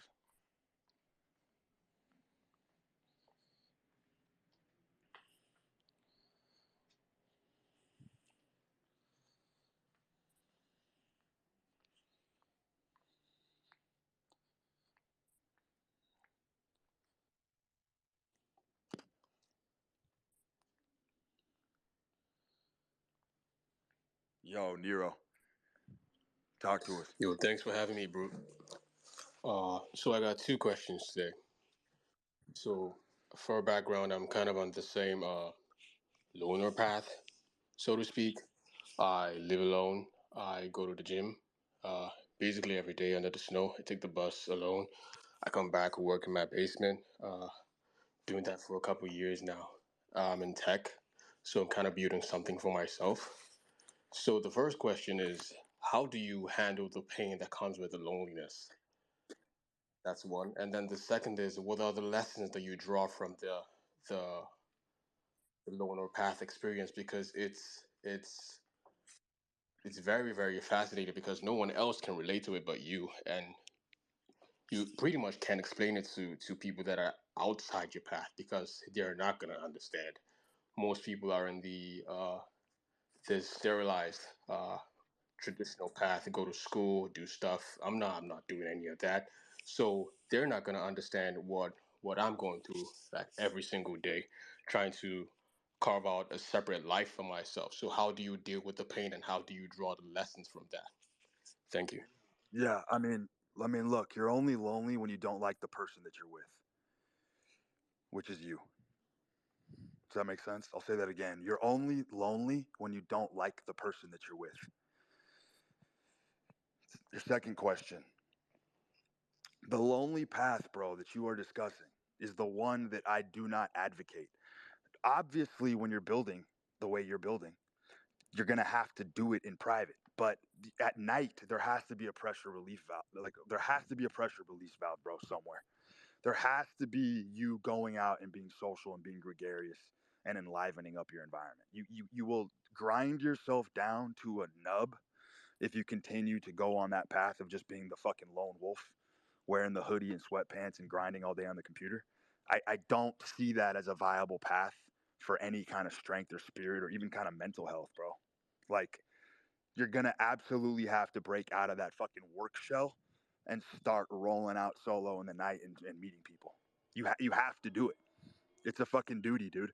It's a duty for men to stay socially sharp. It just is. It's one of the burdens that we carry. Yeah, that makes sense. Those social skills go away real quick, bro. They go away real quick. I mean, it's just how it works. Like, you got to be in contact with people, man. You have to be fucking rupturing the plane. You have to be fucking putting craters and dents in your environment, man.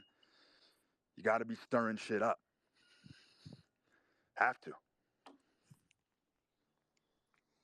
All right, I'll start doing that. Appreciate it. But remember that quote that I said, bro. You are only lonely when you don't like the person that you're with. I want you to reflect on that one. I will. Thank you.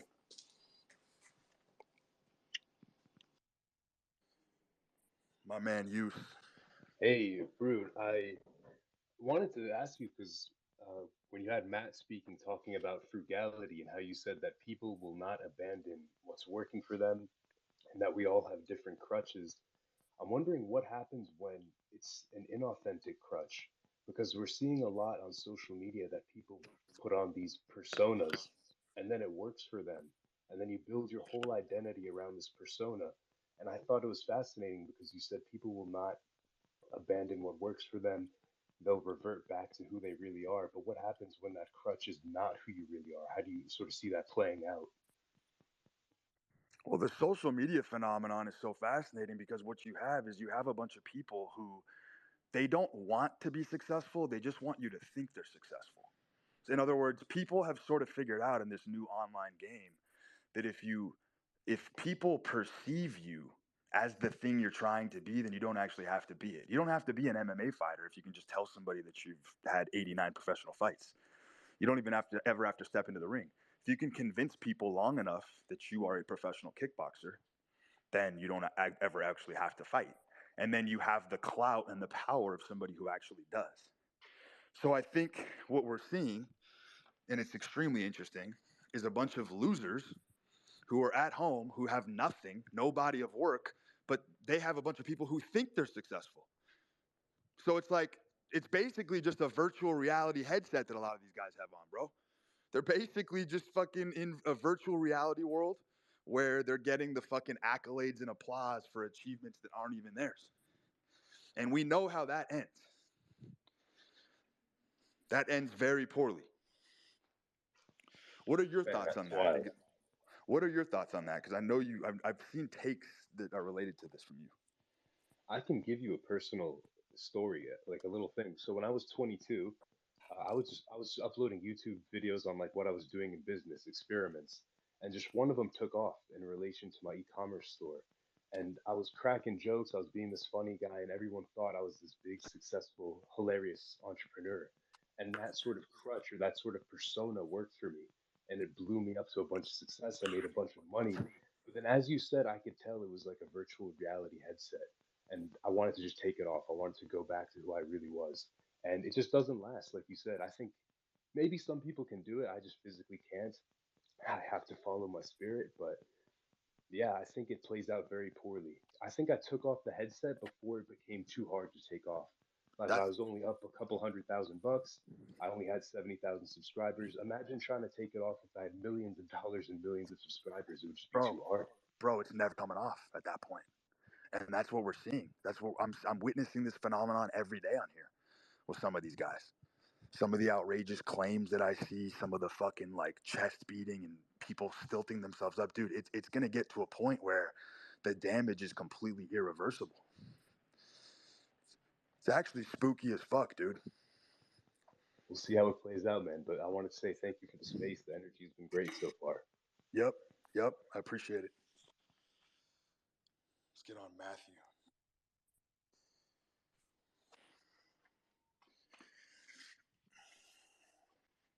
Matthew, what's up, bro?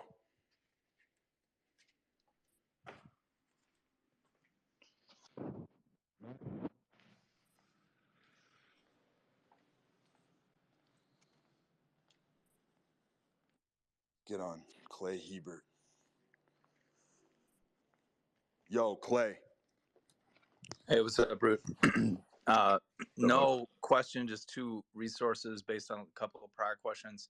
For Nero, there's a really great podcast from the Happiness Lab talking about, I agree with what Brute said, as far as making friends and networking. You just have to do it. You have to get out there. The stat, which you can look up, is prolonged loneliness and isolation is the equivalent of smoking 15 cigarettes a day.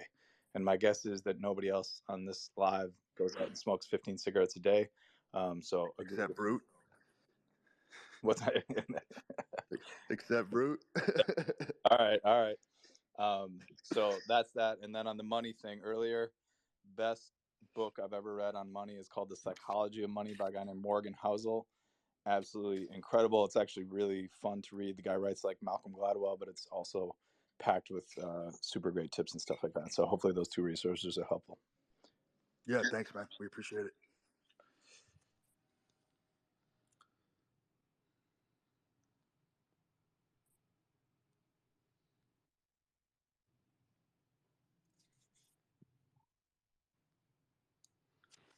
Head case.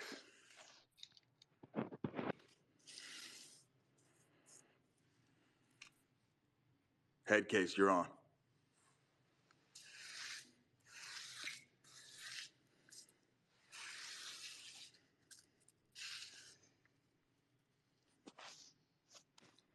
What's this trend of dudes coming up here and not speaking?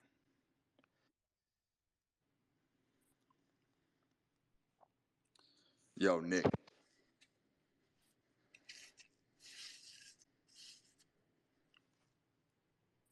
Nick, you're on. Hi, how's it going? What's up, bro? man? Hey, I just started following you today, but had a quick question about gambling. I was wondering if you had any tips for sports betting or poker from your experiences. Yeah, sports betting, don't do it alone because you'll get absolutely fucking destroyed.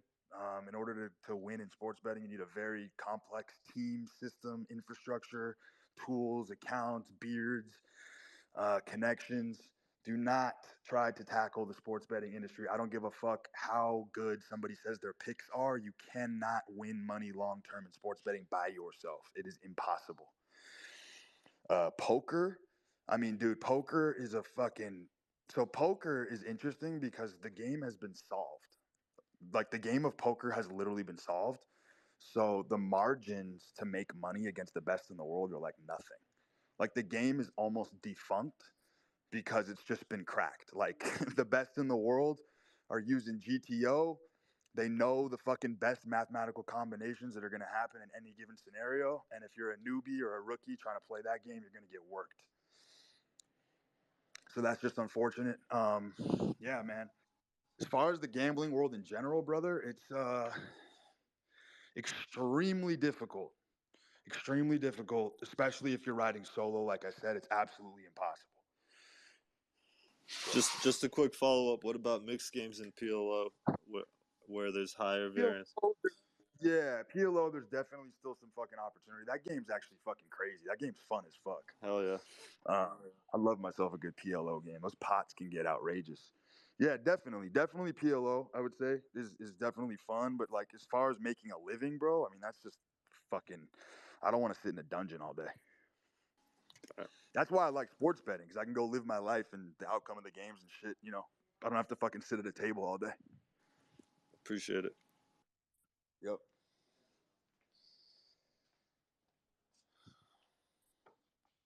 Let's get on Zay.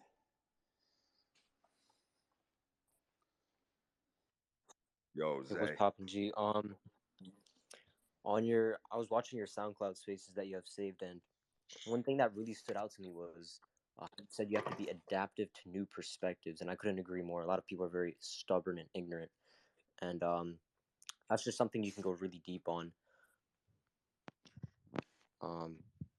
Also, I wanted to ask, do you like fast?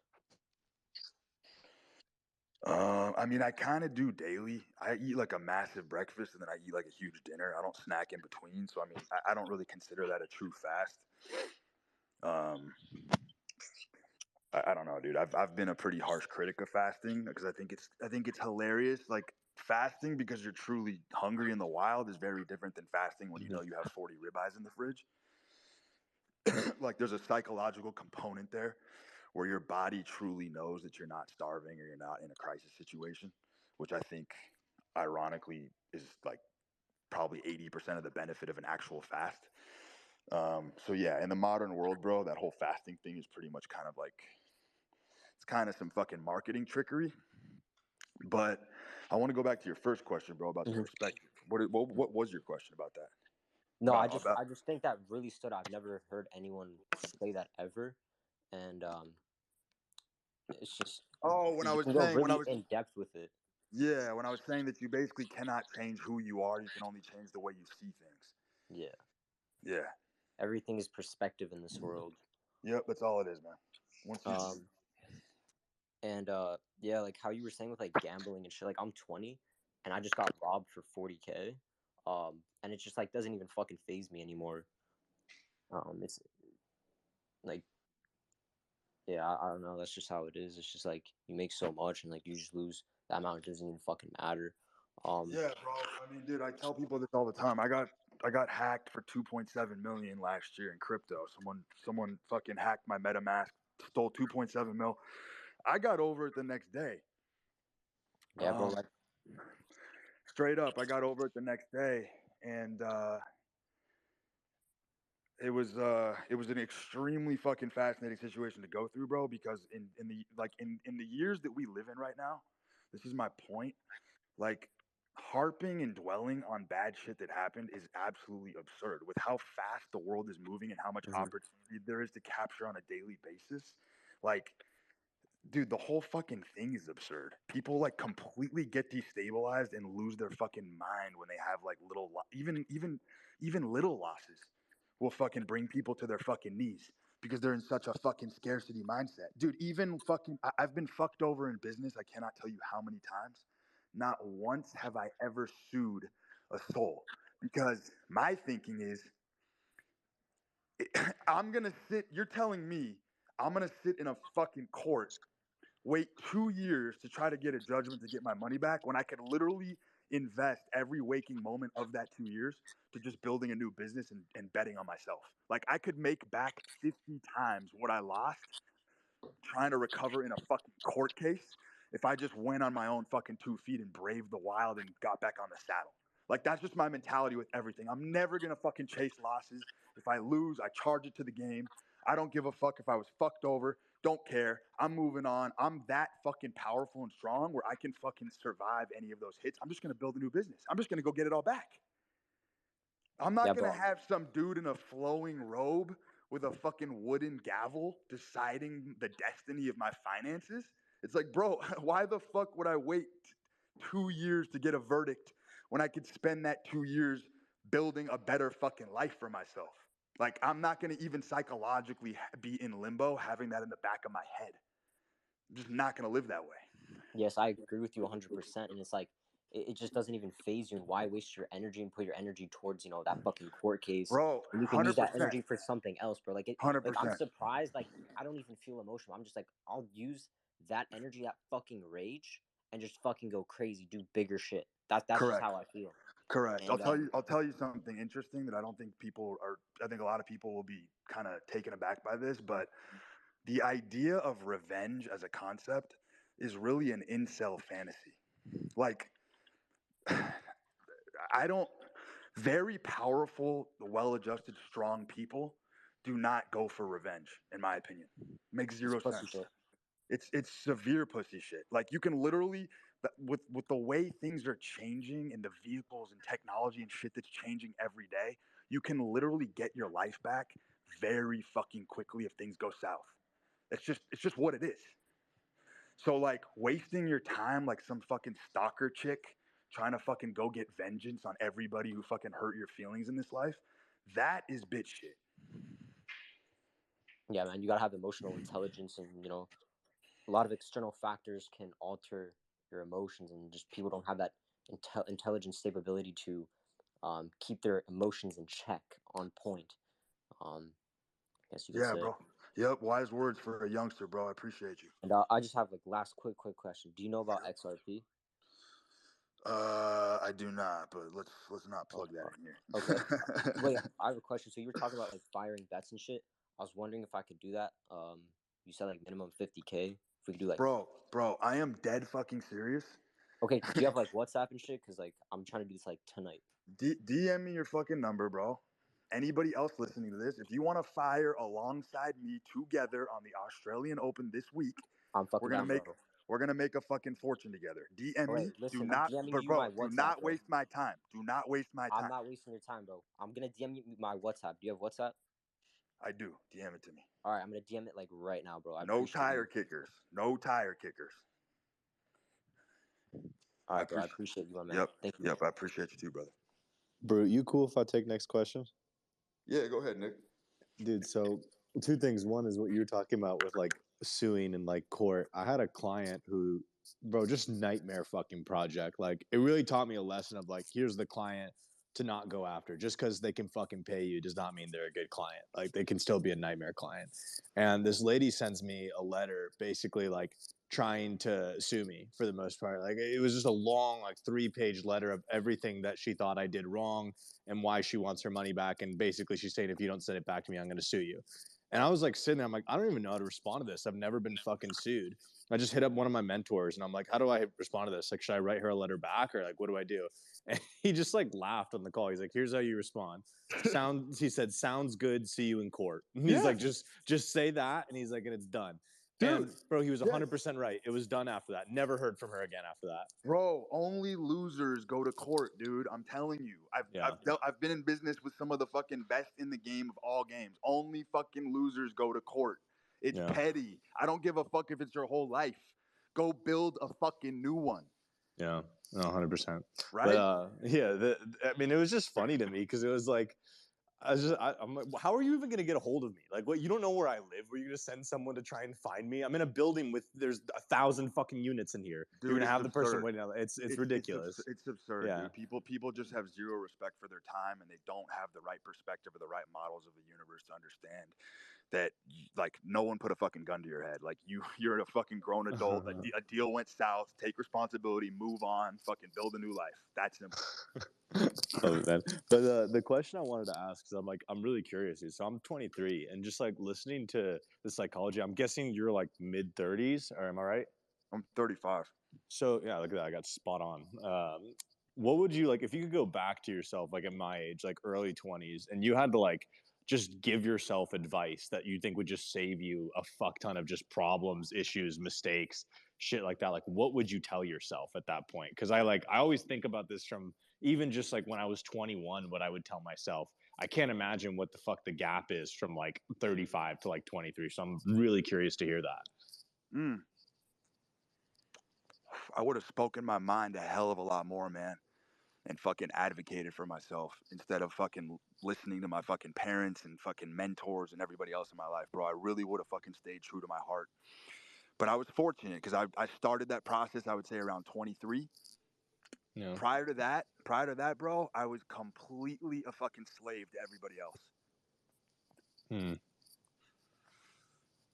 Unbelievable, dude, how we can fucking grow and age and don't even understand how so much of our desires and motives and what we're doing is actually just the programming of other people. Yeah, it's interesting because I was literally telling this to a friend the other week where I was like, I honestly think that most people need programming. Like, because it's you think about like just your average individual. One of my friends told me this. I thought this was hilarious. He was telling me about like the driving test he had to take because he got a speeding ticket. And he was explaining to me what it was. I never had to take one. And so it's like you have this like think about something that you could read in 30 seconds, but they set a timer that you need to read it in 7 minutes. And then you have like 6 questions that you have to answer off of it. And he's like, I didn't read a single fucking thing, and I have to do this for 10 hours straight. And he's like, it's just the most basic shit. And I asked him, like, do you think that people actually struggle with this? And he said 100%. There's some fucking idiot that can't actually go through that driving test and pass it. And that's it. And it just shows you like that's the not the average, but kind of the lower end of the fucking bell curve person. And then there's the average people who aren't that impressive either.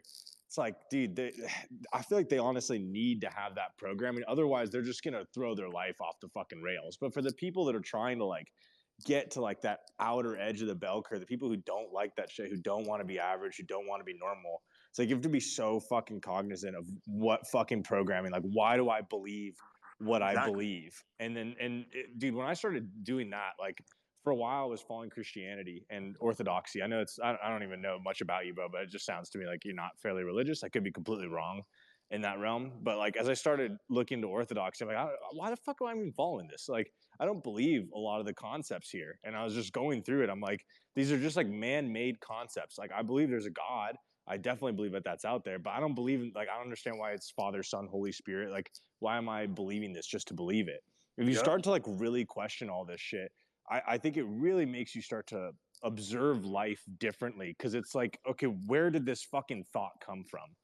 If I'm not thinking it, someone else thought it, and then I must have absorbed it at some point. If you just become cognizant of it, dude, I think it opens you up to a whole different world of like you actually acting for yourself. So I totally understand what you're saying. 100%, dude. Men are deconstructionists at heart. We learn by breaking things. We learn by breaking things apart, and that includes intellectual violence.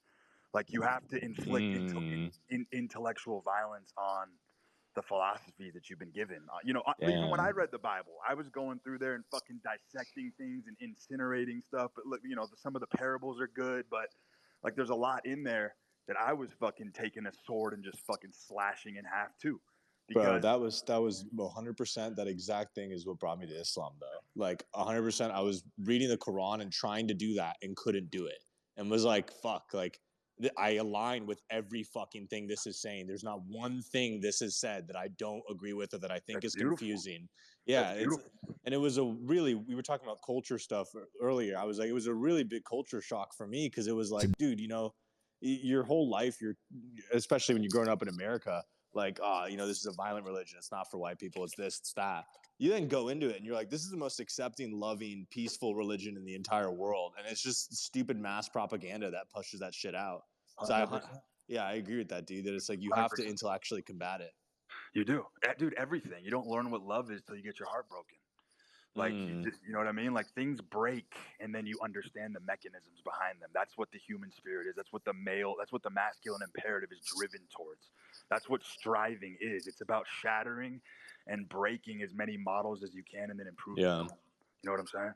Love it, dude. Thank you. Yep, good shit, brother. Guys, I'm going to close this down. This was fun as fuck. We're going to do these more common. And like I said, we're going to get fucking multimedia coming in here soon. I'm going to be doing live streams where you can actually fucking see me. And I'm going to start getting some co-hosts and shit. We're going to ramp this up. Had a great time, guys. Peace.